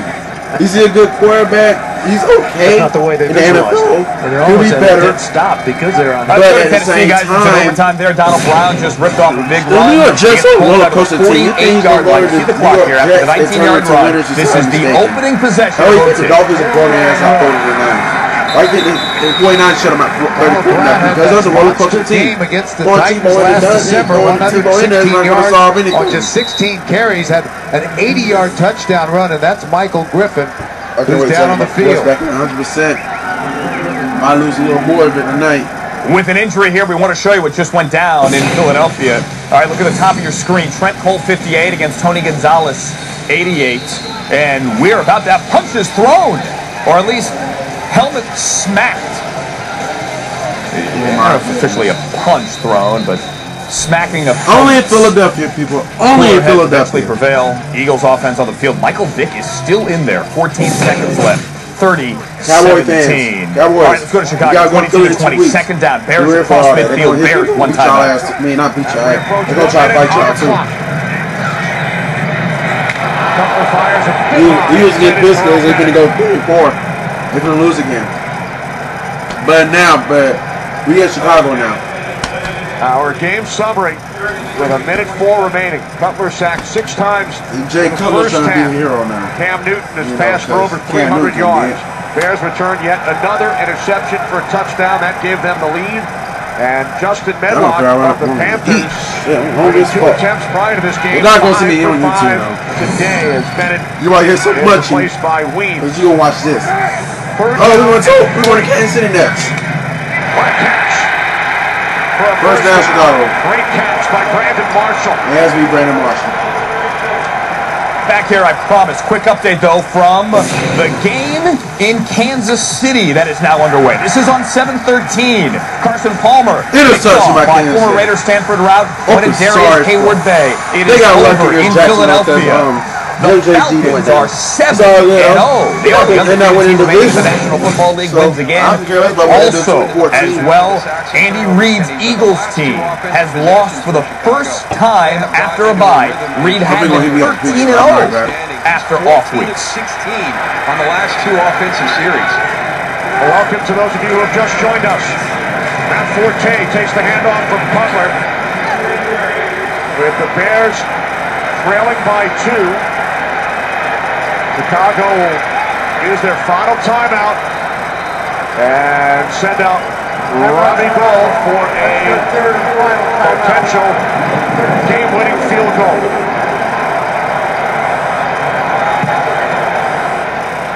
Early in this 4th quarter with the Bears down 2 games at once. I want to bring in the overtime game now. 3rd and 8 for Andrew Luck and the Colts. 36-yard line. This is the opening possession of overtime at a 13-13 game in Nashville. Luck caught. That's Reggie Wayne down to the 15-yard line. Again, it's overtime in Tennessee. You can switch to that game on 7-12. We are on 7-04. On the left, what does Ron Rivera do against his former boss, Lovie Smith? 41-yard field goal try coming up for Robbie Gould. He missed one earlier in the second half, and that now looms large. It's a 2-point game, 22-20. Remember, as you see on the graphic on your right, this is the opening drive for the Colts. A touchdown would win this game for Indianapolis. 4 seconds remaining. Robbie Gould for the win in windy Soldier Field. It is good. Was there a whistle? No. Good. And the Bears have won. They have rallied. Ron Rivera does not call timeout. Bears win. 23-22. Let's go to Tennessee. Colts settle for an attempted field goal. Man. Fucking Georgia Bulldogs. Had to beat my fucking Gators. 2nd and 10. Scream my ass off for them Gators. Last win on the road. You get in my Georgia Bulldogs personally. Day after Christmas. But anyways, we're not going to talk much about college football. You know, it's Sundays. It's NFL day. They're going to speak again. And we got Indianapolis. Looks like they're going to win. No, he was not the one. Oh, we got it. Colts win. Colts win.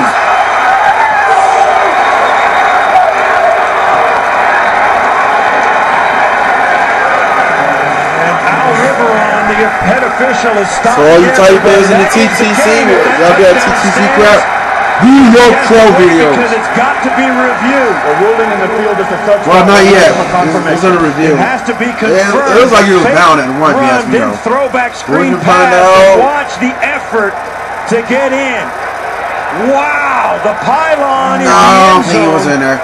If he in there, he in there. But look at he barely missed it. Enormous effort. The previous play. That's what it looks like to me. And that is incredibly close. Yeah, incredibly close. Let me tell you. The ball just has to touch. That might be the play of the year. For Ballard. And the Colts. Look at that. And again, it will be reviewed.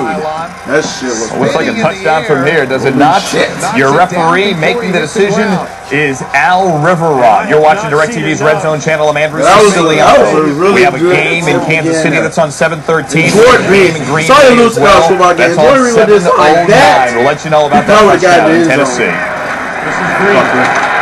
Kick his ass, bro. I don't see him. Anyways, now we at Green Bay, Lambeau Field. Got butt kick one left here. Well, you see Green with both hands on the football. Ball security is everything now. Jacksonville, they got to stop him in 3rd down. They have another shot. Jacksonville can just watch the clock run. Green Bay can either try to run again for a 1st down, or they can take a knee and just count on a chip shot field goal from Mason Crosby to put this away.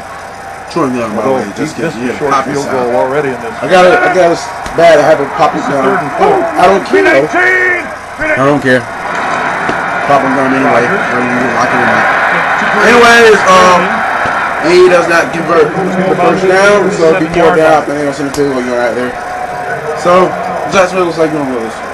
Well, that's having a lot of confidence in your quarterback when you're risking stopping the clock with an incomplete pass.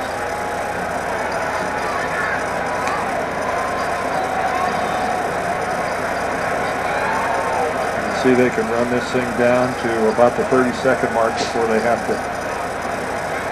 Dan, there are no moral victories in the NFL, but the Jacksonville Jaguars put up a pretty good fight here today. Well, yes, they did. They played hard from beginning to end. You know, it's small consolation, but let's be realistic. They were huge underdogs. A 1-5 football team coming in. Let's go to Tennessee. Al Riveron, what say you? Has Vic Ballard won the game for the Colts? We'll hear the verdict from Al Riveron. The ruling on the field stands as touchdown.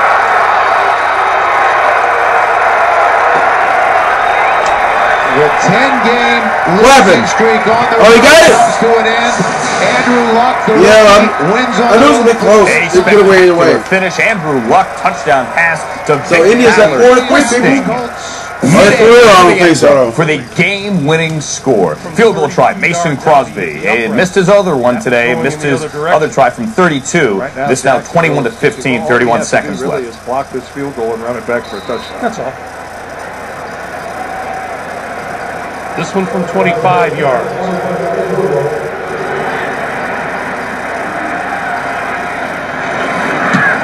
And it's good.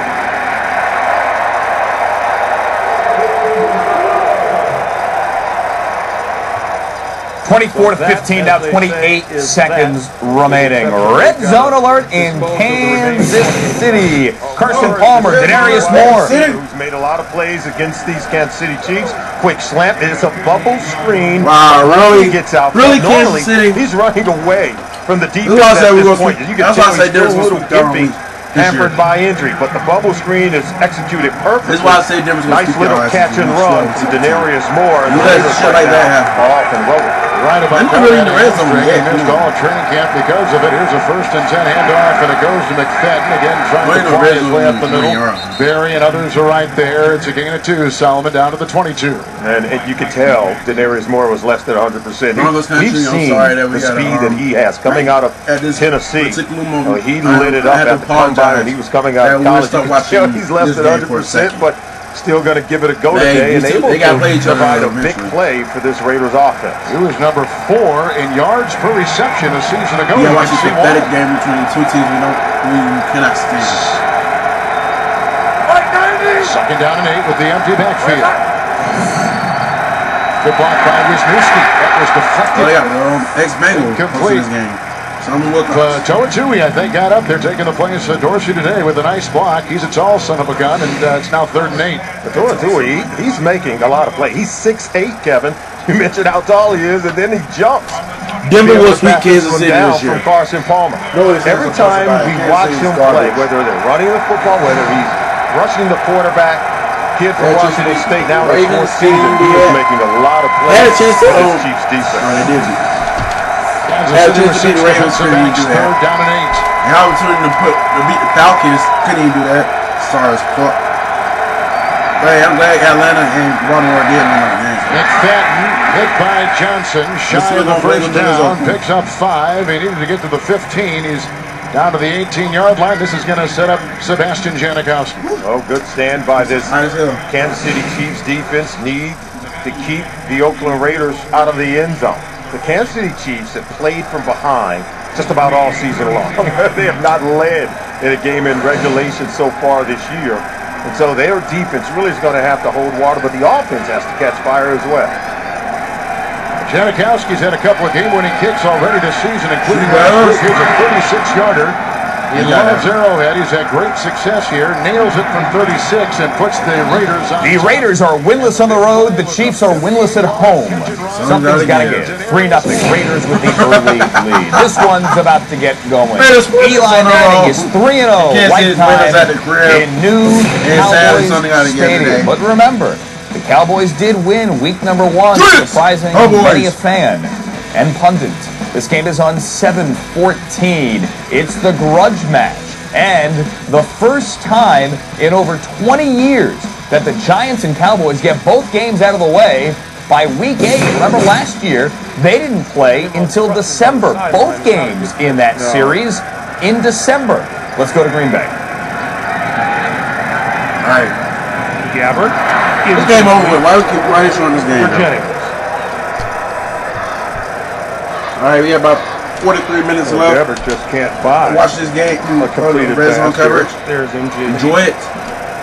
The RedZone coverage won't go away, but it's still involved in a bitter contract dispute. This training camp. That's my power go out. God forbid that happens. He was very adamant pointing out that the type of injury that he sustained wasn't a soft tissue injury. It wasn't, in his mind, related to the fact that he didn't have training camp. With an awkward landing with a Raider tackler falling on his foot. 3-man rush. Incomplete to Jennings, and that will do it for the Jacksonville offense here today. Well, all the Packers have to do is kneel on it, and this one goes in the books. Aaron Rodgers.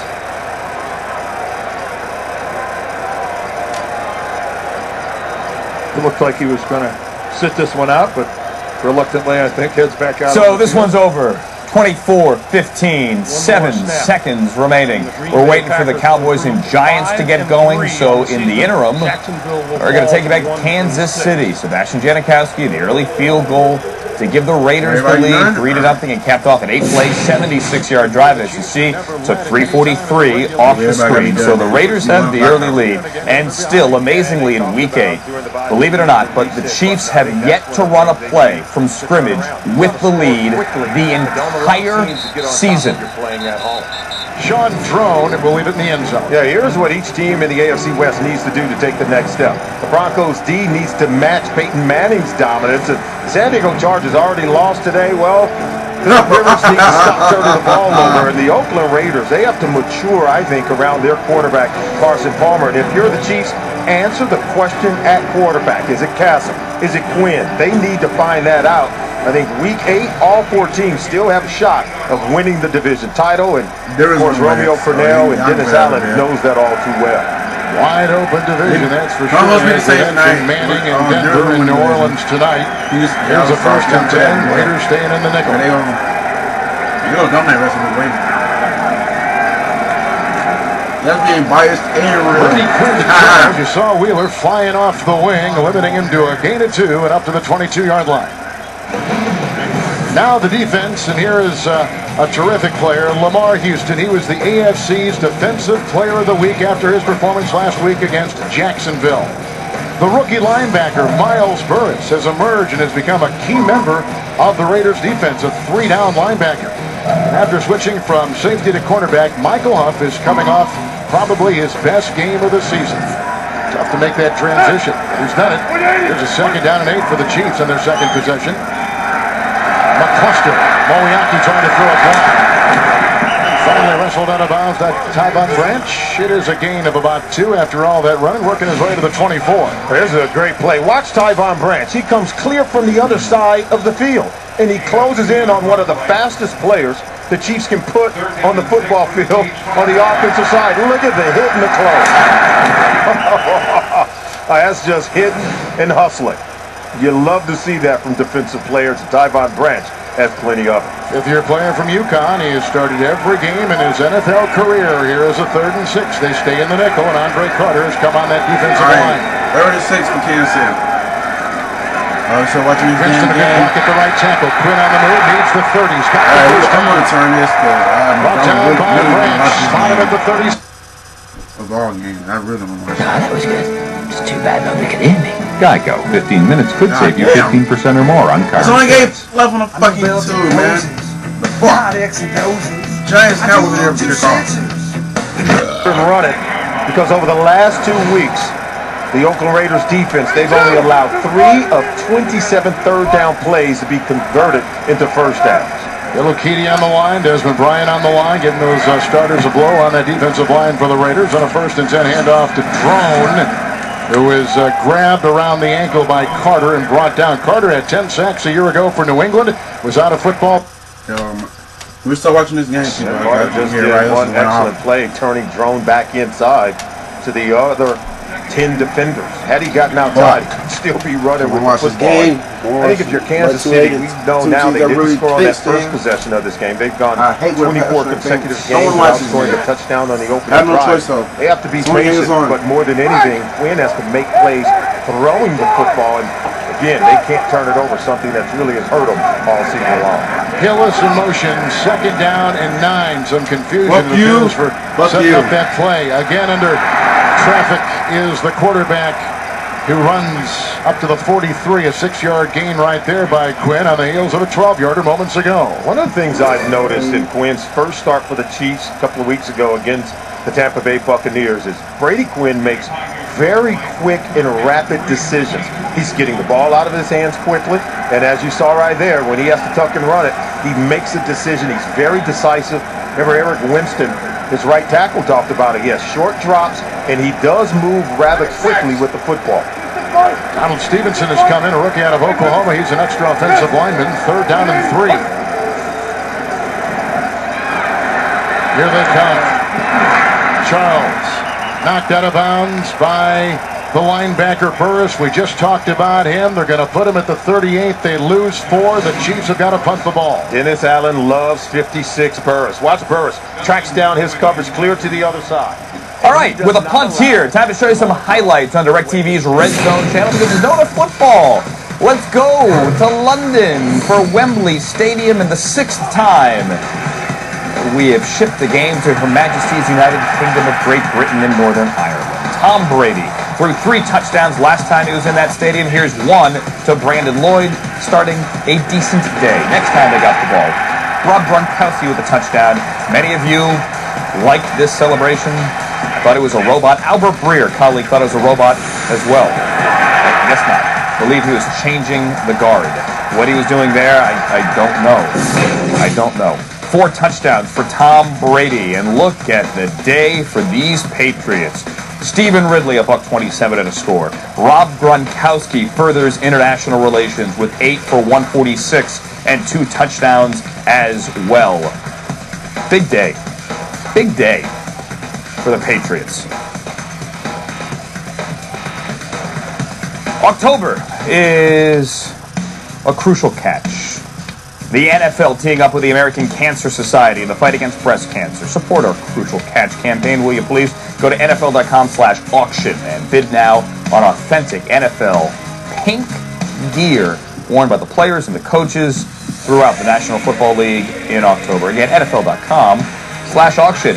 Kickoff.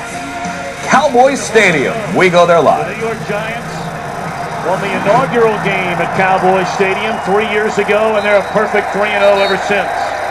Giants winning the toss, selecting to get the football. And here comes Eli Manning, 31 years young, a native of New Orleans.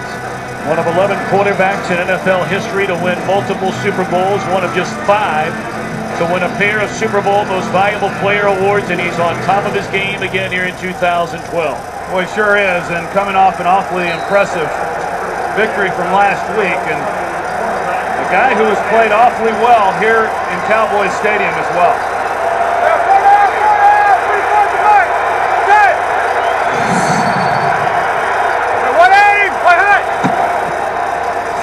Put it in the hands of Ahmad Bradshaw, and he's bottled up at the line of scrimmage. Bradshaw, 12 carries, 43 rushing yards in a victory over the Redskins last week. And of course, that was on the heels of back-to-back games where he got it nearly 60 times for 300 yards. So clearly, the offensive line doing its job. They've done a nice job, and they've created some holes, for their running game. And as I said coming into this, the Giants were unable to run the ball in week 1, even when the Cowboys were playing coverage. And they shut down the run the same way they did on that first play. Manning has to to dump it off. And a loss of a yard on the completion to the former Dallas Cowboy over the last 4 years, Marcellus Bennett. For Dallas defensively, number 4 overall in the NFL. They have Jay Ratliff back in the middle of their defense, but Dan Connor, the man on the spot today, trying to replace Sean Lee. And I don't think you do replace a guy like Sean Lee. He's their leading tackler. He had a great game against these Giants in their first meeting, and he, along with DeMarcus Ware, are really the 2 primary playmakers. Why do you like that? What's wrong with that dude?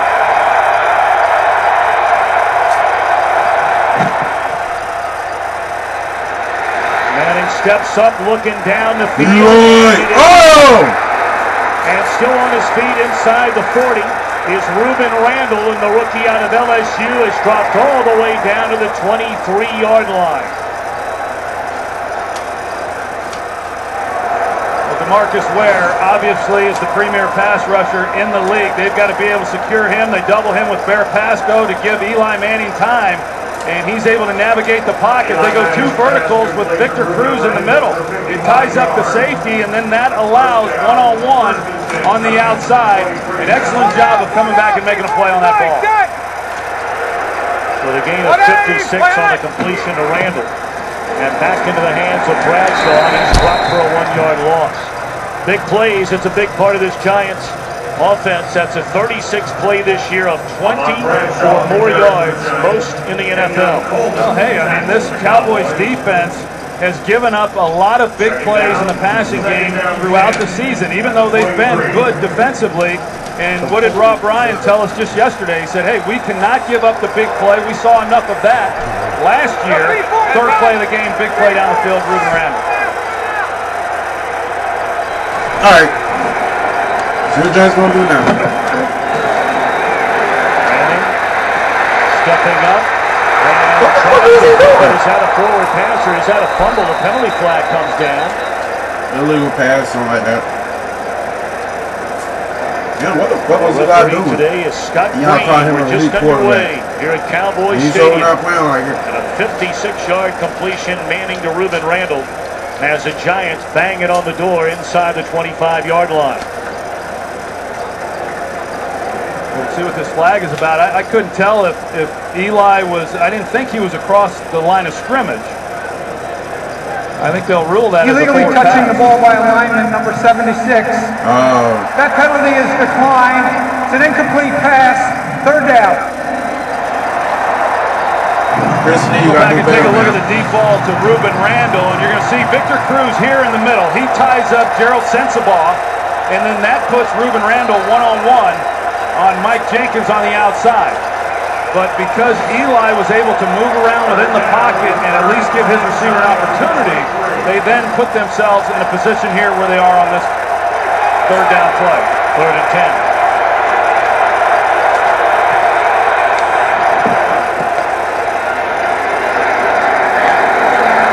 Trying to throw it behind the would-be target, Hakeem Nicks. It's incomplete. So out comes the field goal unit led by Lawrence Tyne. They try to come back with that back shoulder fade to Hakeem Nicks, and he had a chance. Good coverage there by Morris Claiborne, but a well-thrown ball by Eli Manning giving Nicks at least an opportunity to try to make a play on the ball.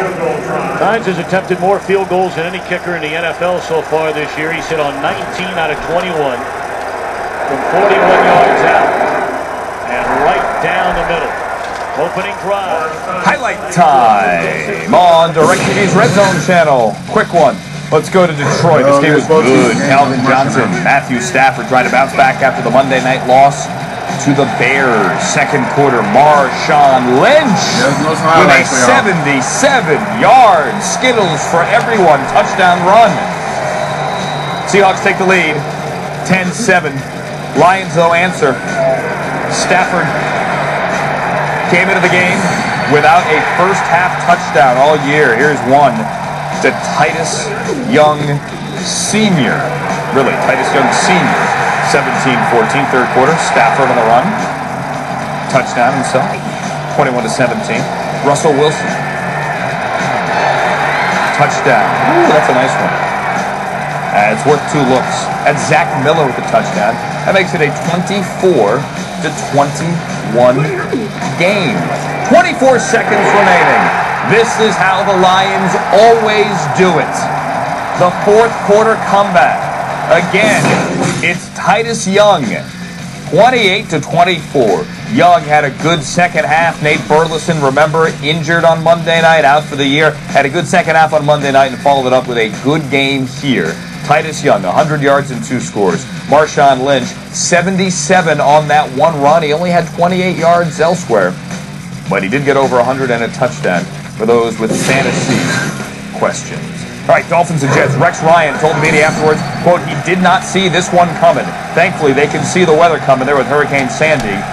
And a lot of people left early from this one. Also leaving early, Ryan Tannehill. Calvin Pace brought him down there. He'd be replaced by Matt Moore, and Moore would finish out the game. A lot of people left early because the Dolphins dominated. Jimmy Wilson blocks the punt. Olivier Vernon, end zone, 10-0. Second quarter, that's Daniel Thomas, not Reggie Bush. Daniel Thomas with a 3-yard touchdown. The route is on. 20-3. Third quarter. Anthony Fasano from Matt Moore. Oh my, ladies and gentlemen, your Ryan Tannehill led, and now Matt Moore led 4-3 Miami Dolphins. They beat up on the Jets. A Jets team that took the Patriots to overtime on the road a week ago. Come home and get run out of the building by the Dolphins. Let's go to Dallas. 3-0. Giants with the lead. Undrafted guy coming out of college. Been to the Pro Bowl. Also one of the most polarizing figures in the NFL. Yeah, I would say so. And there was, a poll came out this week, and he was rated as one of the most overrated players in all of football, and I argue that point.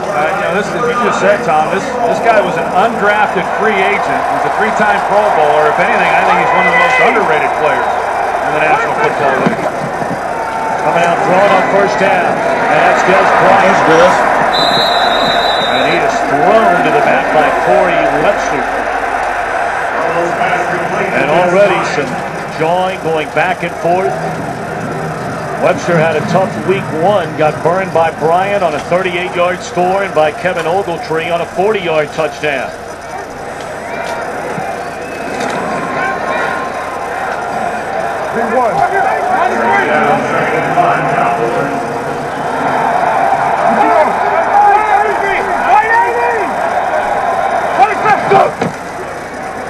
Felix Jones getting a start in place of the injured DeMarco Murray.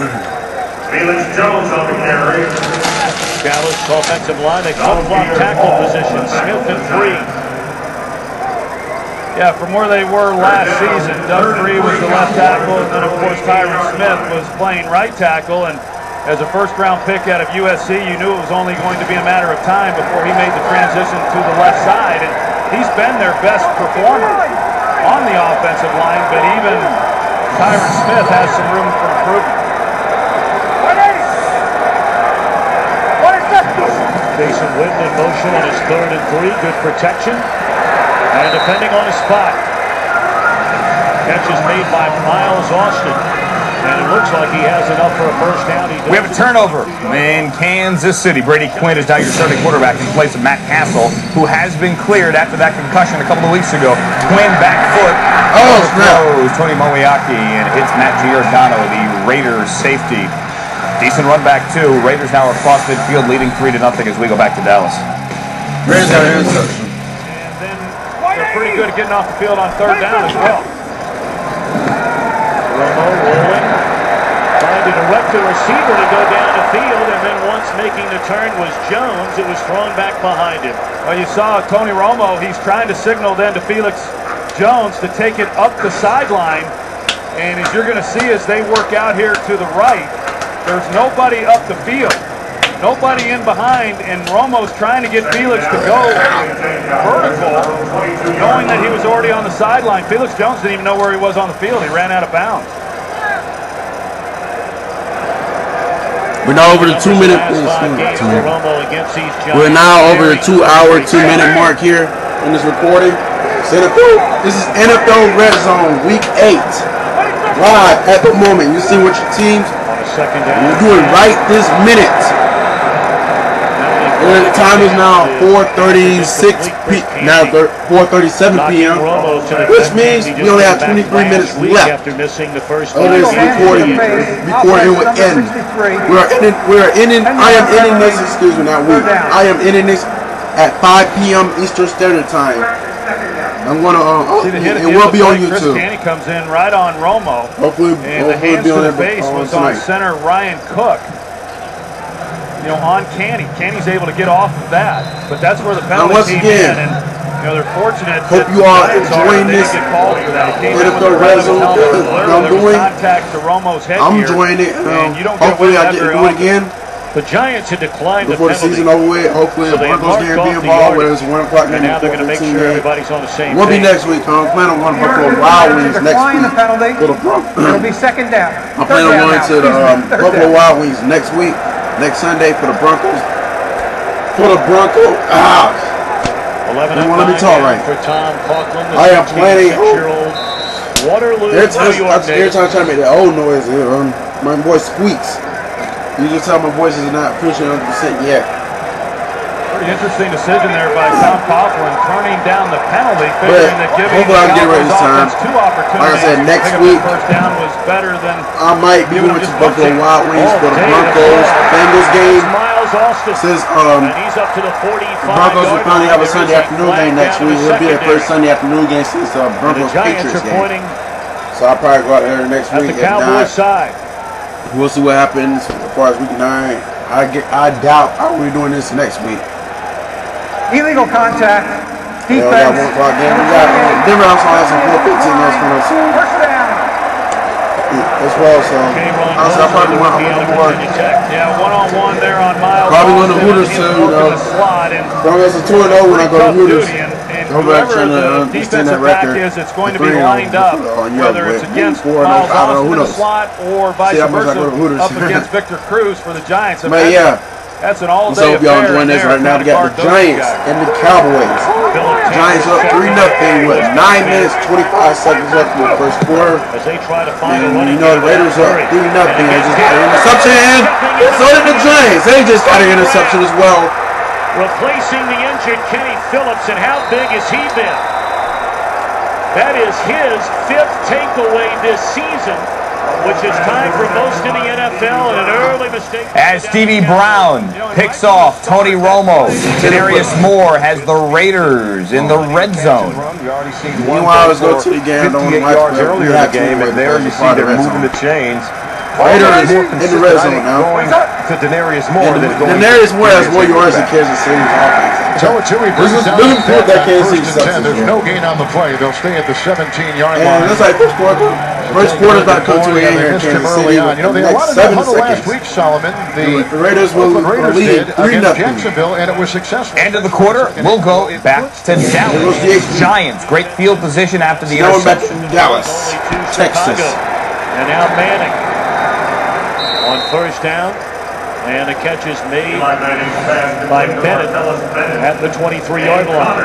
Yeah, and you saw Romo over there talking to Des Bryant. Now, what he's anticipating Bryant to do is to square that route off and cross the safety space. And when you're throwing a timed route like that, if you expect the receiver to do something and he doesn't do it, then you have bad things happen like we just saw. And that's why Romo was trying to talk to Des and find out exactly what it was that he was doing. 5-18! David Wilson, number 1 pick of the Giants in this year's draft out of Virginia Tech, carries to the 20. It'll bring up the 3rd down. I will take a piss. Sorry to say I camera, but I really do. So I'll be right back. Because the video is still recording. I'm going to stop it because this is live, people. Like I'm going to take a piss in the middle of it. And goddamn, I'm just going to take a piss in the middle of it. Y'all just going to keep watching the video. But Des didn't do what he said he was going to do, and that wouldn't be the first time if that's the case. No, in fact, we all remember that game in Chicago, or against Chicago, the last time the Cowboys played at home. Direct snap to Ahmad Bradshaw. What a play getting down the line by the four-time Pro Bowl nose tackle Jay Ratliff. He did not play in week 1. Now, he missed the first 4 games of the season, as a matter of fact, and coming off of last week's win against Carolina, you know, Rob Ryan said it's the best he has seen him play since he became defensive coordinator, and that's really saying something because this guy has been a dominant force in the middle for a long time. Now Tynes. This one from 37 yards out inside of 40, made 31 in a row, make it 32 in a row. So the Giants 2 drives, a cash in for. So all the Giants get out of that is another field goal, but they do lead 6-0, 7-11 remaining in Dallas, a building in which they have never lost.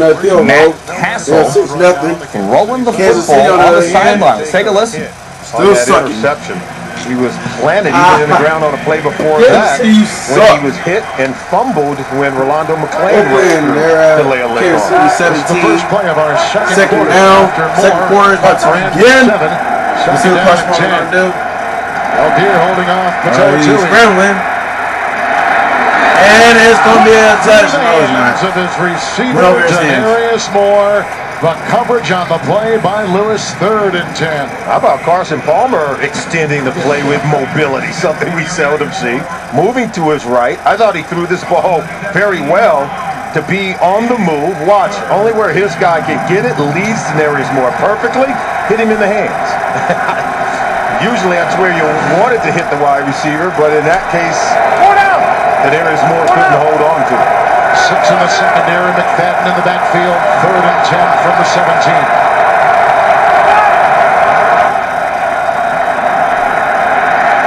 Palmer. And it was almost intercepted by Brandon Flowers. Like they were going for either Hagan or receiver Rod Streeter. They were both in the vicinity. Nonetheless, the Chiefs hold him out and allow the Raiders to try here for 3. He's working against Streeter, number 80, coming in from here. Now watch this. There was some hand fighting. Flowers did not allow Streeter to get across his face. Right there. That's not Streeter, that's Hagan. Yeah, but number 10. Streeter was about 5 yards cutting in front, but I think it was Hagan. I think it was Hagan. That's who Flowers had. But Flowers used his hands beyond the 5-yard bump. Seabass didn't call it. That is right down the middle from 35 yards. Oh, Seabass. Both these games now, 6-0. Sebastian Janikowski, a field goal. And it looks like it is Matt Castle time for the Chiefs. It's also time for Lawrence Tynes. All right, so both games are 6-0. They're going to miss him, but it doesn't look like they're missing him so far in this game. The Giants unable to get anything going on their few running attempts in this game so far. Dunbar from a yard into his own end zone. Oh, by the way, this is also the battle of Skip Bayless versus Stephen A. Smith. Y'all know Skip Bayless is a Cowboys fan, and Stephen A. is a Giants fan. Y'all watch All right, welcome back inside our studios. Nothing to show you here. As you see, that game just went to the break as well. So 2 games, both of them are in the break. At least we're on the big screen. Let's walk over here if we could and check out. You know, Skip Bayless, he bandwagons the Patriots, while Stephen A. he bandwagons the Packers, I think. And the Steelers. It was Steelers. Are you kidding? Stick to y'all teams, man. Skip, you a Cowboys fan, stick to the Cowboys. Stephen A., you're a Giants fan, stick to the Giants. You know, I'm muted because he's not talking about a damn thing. There's no football on race, man. Everybody's on commercial.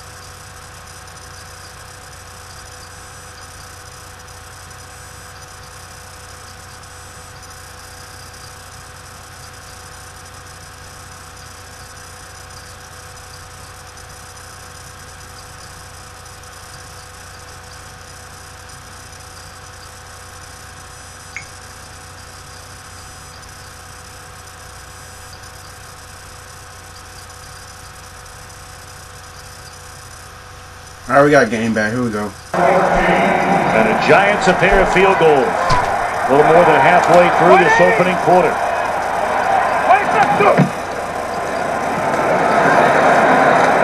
Talk about no DeMarco Murray. He's out with a sprained foot, which he injured after piling up 93 yards in a little more than a quarter against Baltimore 2 weeks ago. He rushed for 131 yards in the Week 1 Dallas win over the Giants. Well, he's the real deal, and they hate not having him in the lineup. I mean, he was such a big factor in that win in Week 1.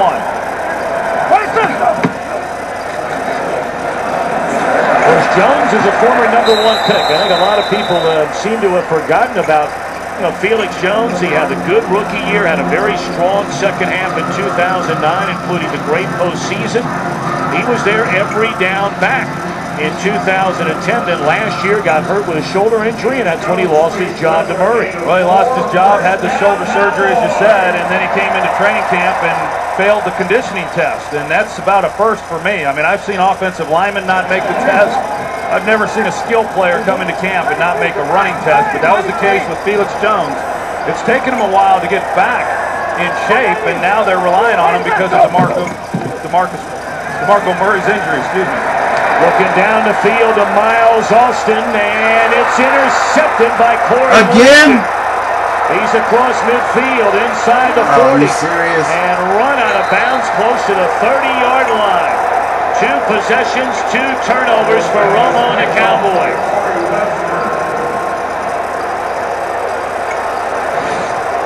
Well, it's just about going up and trying to make a play on the ball. Now, this ball's thrown to the outside. Oh, the humanity. You should hear the screaming in our control room. Tony Romo picked off for the second time today. Matt Castle is in at quarterback for the Chiefs.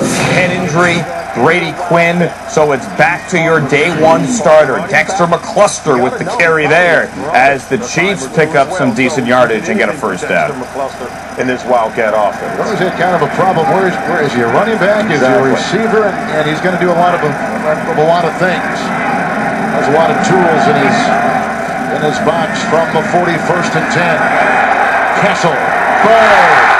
Chased down the play. Look at Kansas City. Look at Rainbow trying to do surrounded. Wheeler catches up and brings him down. The catch and run down to the 13-yard line. A 46-yard completion. Attitude is everything. Matt Castle has had a great attitude after being big. Watching the games, the 2 games that we got on this television. All right, 2 games at once. Raiders, Chiefs, and Giants, Cowboys. Moving the Chiefs down the field. We got about 11 minutes left in this program. 4:49 p.m. Eastern Standard Time. We're about time to get back from this phone call. It's probably over. There's good yardage. That's inside the 10, down to the 7, as Romo has been picked off twice. Once by Webster, once by Stevie Brown. The Giants have a couple of field goals now, trying to add to that, leading 6-0. Both of these games 6-0. Thanks for watching week number 2 of DirecTV's Red Zone channel. DeMarcus Ware down on 1D. Certainly not a good sign there for the Cowboys. And I can't emphasize this stat enough. Said it before, also put it on Twitter. As you see, the Kansas City Chiefs have yet to run a play from scrimmage the entire year. Now, second quarter, week 8, while with the lead. On the clock. And how about the slow starts? Now outscored 54-6 in first quarters this year. Yeah, I think that's something they have to rectify, and they might want to start right now.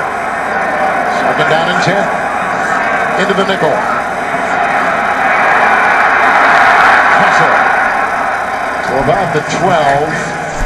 Castle down on the play, and he picked up about a yard on the play, so he avoids the sack and gets a yard. Well, one thing is, watch him once he tucks it and start to run. Yeah, you keep your vision up, but watch him. 2 hands on the ball before contact. You see that? That tells you he's learned something. Now, this Raider defense, Kevin, they've allowed scores on all 23, at least 23 consecutive red zone possessions. The Chiefs are inside the red zone. Let's see if they can put it in the end zone. Burris made that last tackle.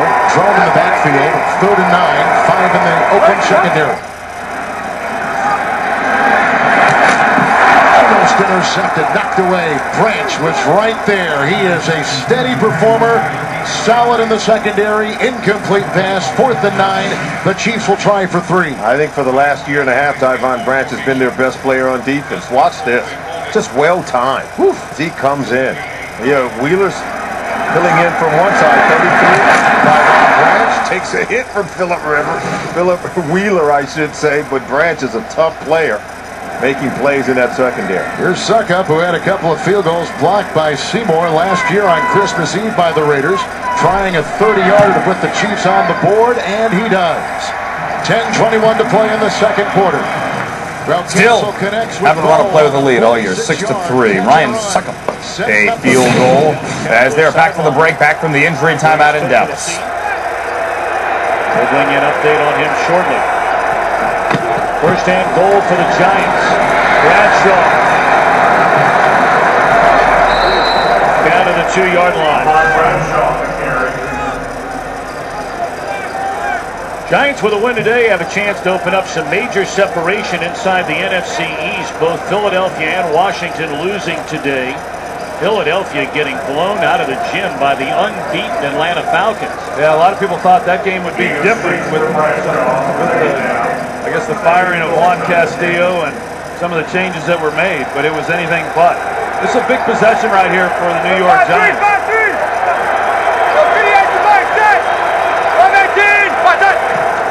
Andre Brown gets the ball and he will find the end zone. A touchdown for Andre Brown, with Henry Hydnoski leading the way.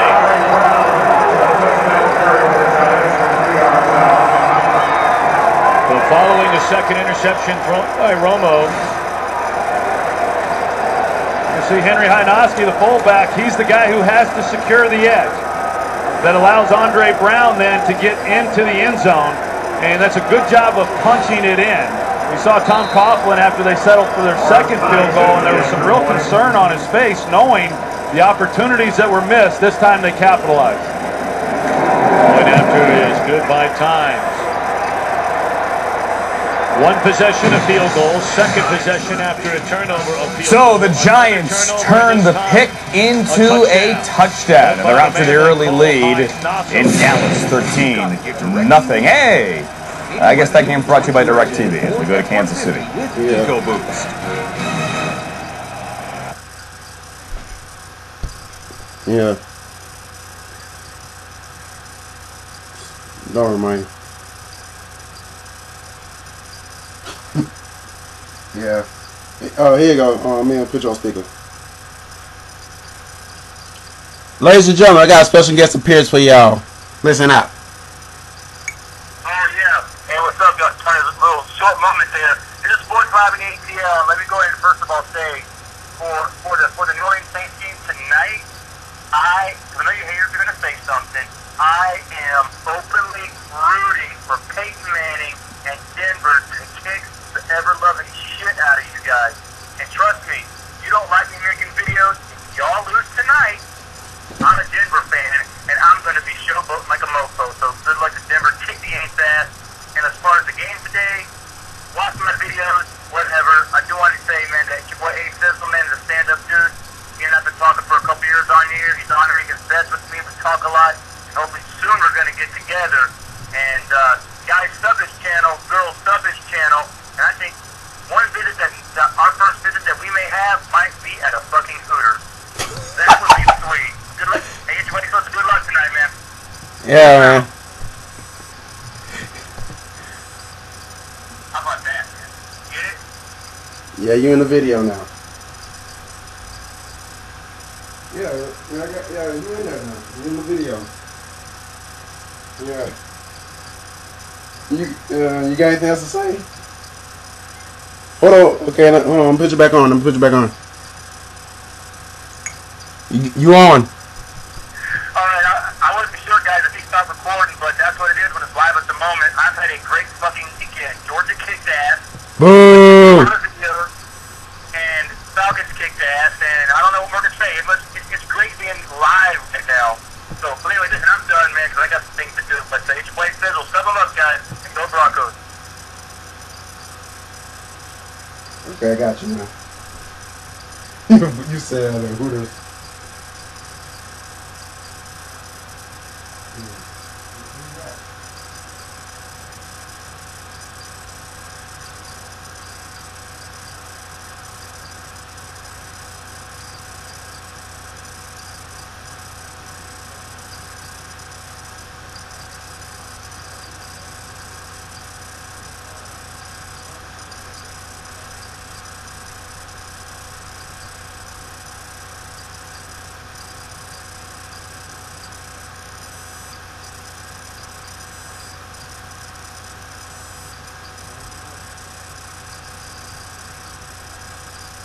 I'm watching RedZone channel altogether.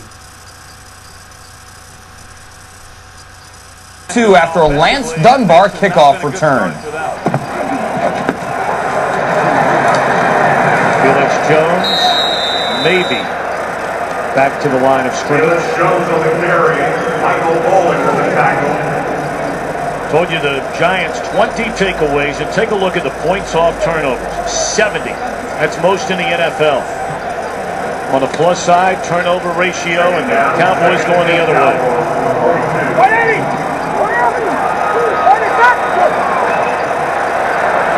Confusion, penalty flags down. Matthias Kiwanuka was sprinting on the field as the ball was being snapped. Yeah, they were trying to get guys off the field. Kiwanuka was trying to get onto the field. You see, the flag came out, and it looked to me like the Giants were going to get called for too many men on the field. There's no foul on the play.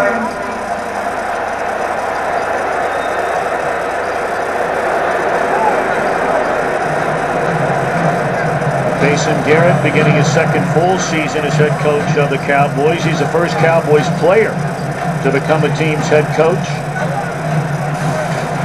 Took over midway through the 2010 year, and you see 2 games above the 500 mark. Yeah, and you saw there he was wanting to argue with the official on why the flag was picked up, and then he caught himself realizing that he didn't have time to argue, that he had to get a call in to Tony Romo. Hey!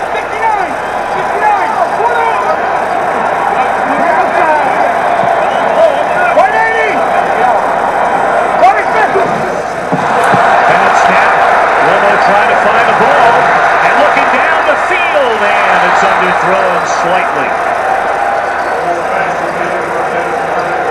Well, they might have to punt, but it's far better than what could have been. I got to tell you, I've seen, having covered a lot of Cowboy games over the years, I've seen a lot of this. And I've also seen the Cowboys get fortunate to where the ball just seemingly bounces right back up into Romo's hands. And that time he got outside the pocket. It looked like he could have kept it and got some yardage running the ball, and they were almost able to make something out of it, but just a terrible snap by Ryan Cook. Ryan Morman the punt, and a fair catch by Randall at the 15-yard line. So 2:17 to go. After the punt, let's go back to Kansas City. Going to have to show you a couple of punts today with only 2 games. Matt Castle still in at quarterback. Brady Quinn head injury. Ricky Stanzi is inactive today. So if something were to happen to Castle, you're likely going to see Dexter McCluster at quarterback. Collapsing, and down he goes. Seymour coming in, making the sack. He had 1 last week against the Jaguars. Loss of 3, put him back at the 43. One of the things that, remember, right tackle Eric Winston told us that, hey, first of all, yeah, the phone call quick. Come very close. And it is now 5 p.m. I'm going to wait till after they get off this game, and then I'm going to end it. Castle tends to drop back a little. So, I hope y'all enjoyed it. A little bit more prone to sacks as we had a special guest appearance by Sports Live in the ATL. Cool homie, y'all sub him up. Falcons, Braves, Hawks fan, Calgary Flames, Georgia Tech. Don't question about the Georgia Tech thing.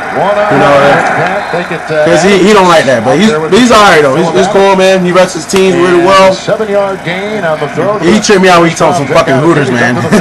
But yeah, we're gonna wrap it up after this game. I mean, after go from this game because it's not 5 o'clock. Try to get the easy completion. I gotta get in the shower and all that. And get fresh note for the Broncos Saints game tonight.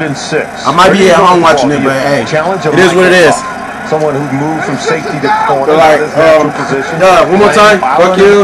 Fuck you. Get him matched up. Hope both y'all in the fucking time. And good luck to the Giants and the Cowboys. 6 for Matt Castle. In that game, the Giants are really dominating Cowboys right now. And congrats to everybody who won. Patriots, Falcons, Steelers, Packers, Bears. Congrats to all y'all who won. And to the Lions, not Lions, to the Panthers, the Eagles. The rest of y'all who lost, man, y'all get me better luck next week. Unless you got to buy them, better luck week after. Over the middle of the field. I thought it was just a Great heady play. Hope y'all enjoy some great games in Week 8 NFL RedZone. Live at the moment. This is how we do. This is how I do, man. This is how we do it. A-Fizzle Productions. I'll get y'all live at the moment. You see what he's doing. But yeah, like I said, I know it's after 5 now, but I decided to let y'all watch this out. And when they go off, A-Fizzle Productions, we are out of here, baby. They come out of nowhere, and if hope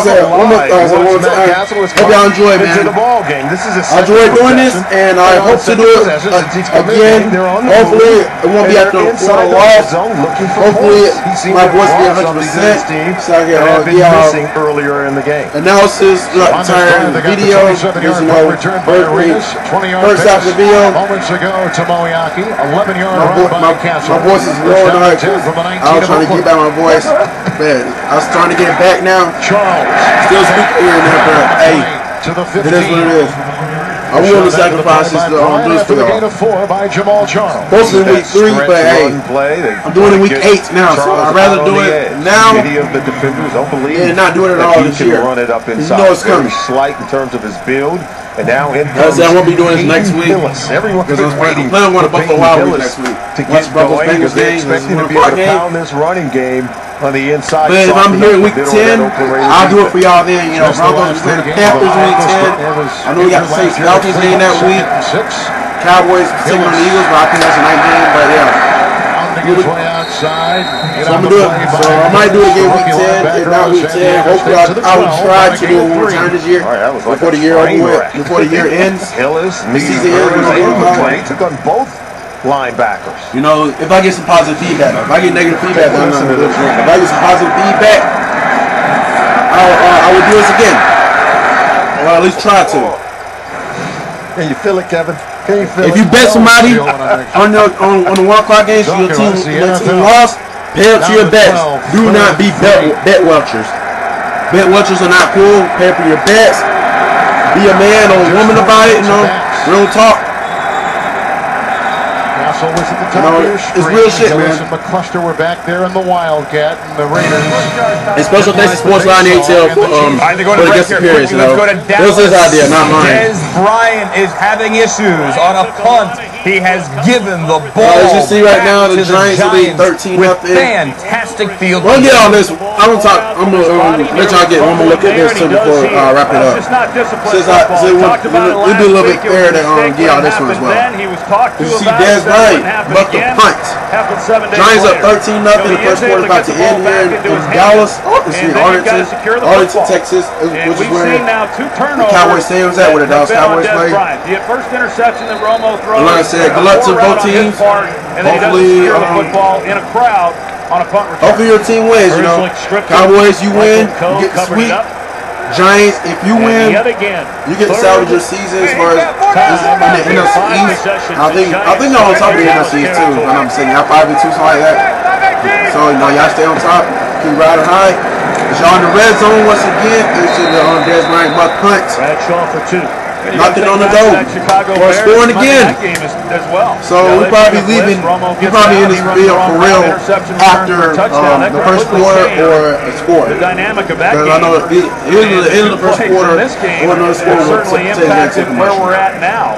Like I said, hope they're doing it one more time. You know. Dez Bryant is a. Hope they're doing it for me. Like I said, I'm gonna try to do when the Broncos play Sunday afternoon. So y'all get to see some of my reaction when the Broncos play. God damn it. Because you know.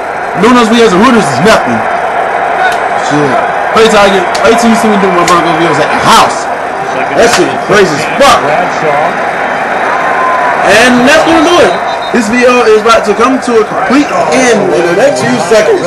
This is the first quarter in there in Arlington. Cowboys down 13-0, and we are done. And fuck you both. We're gonna end the game on this.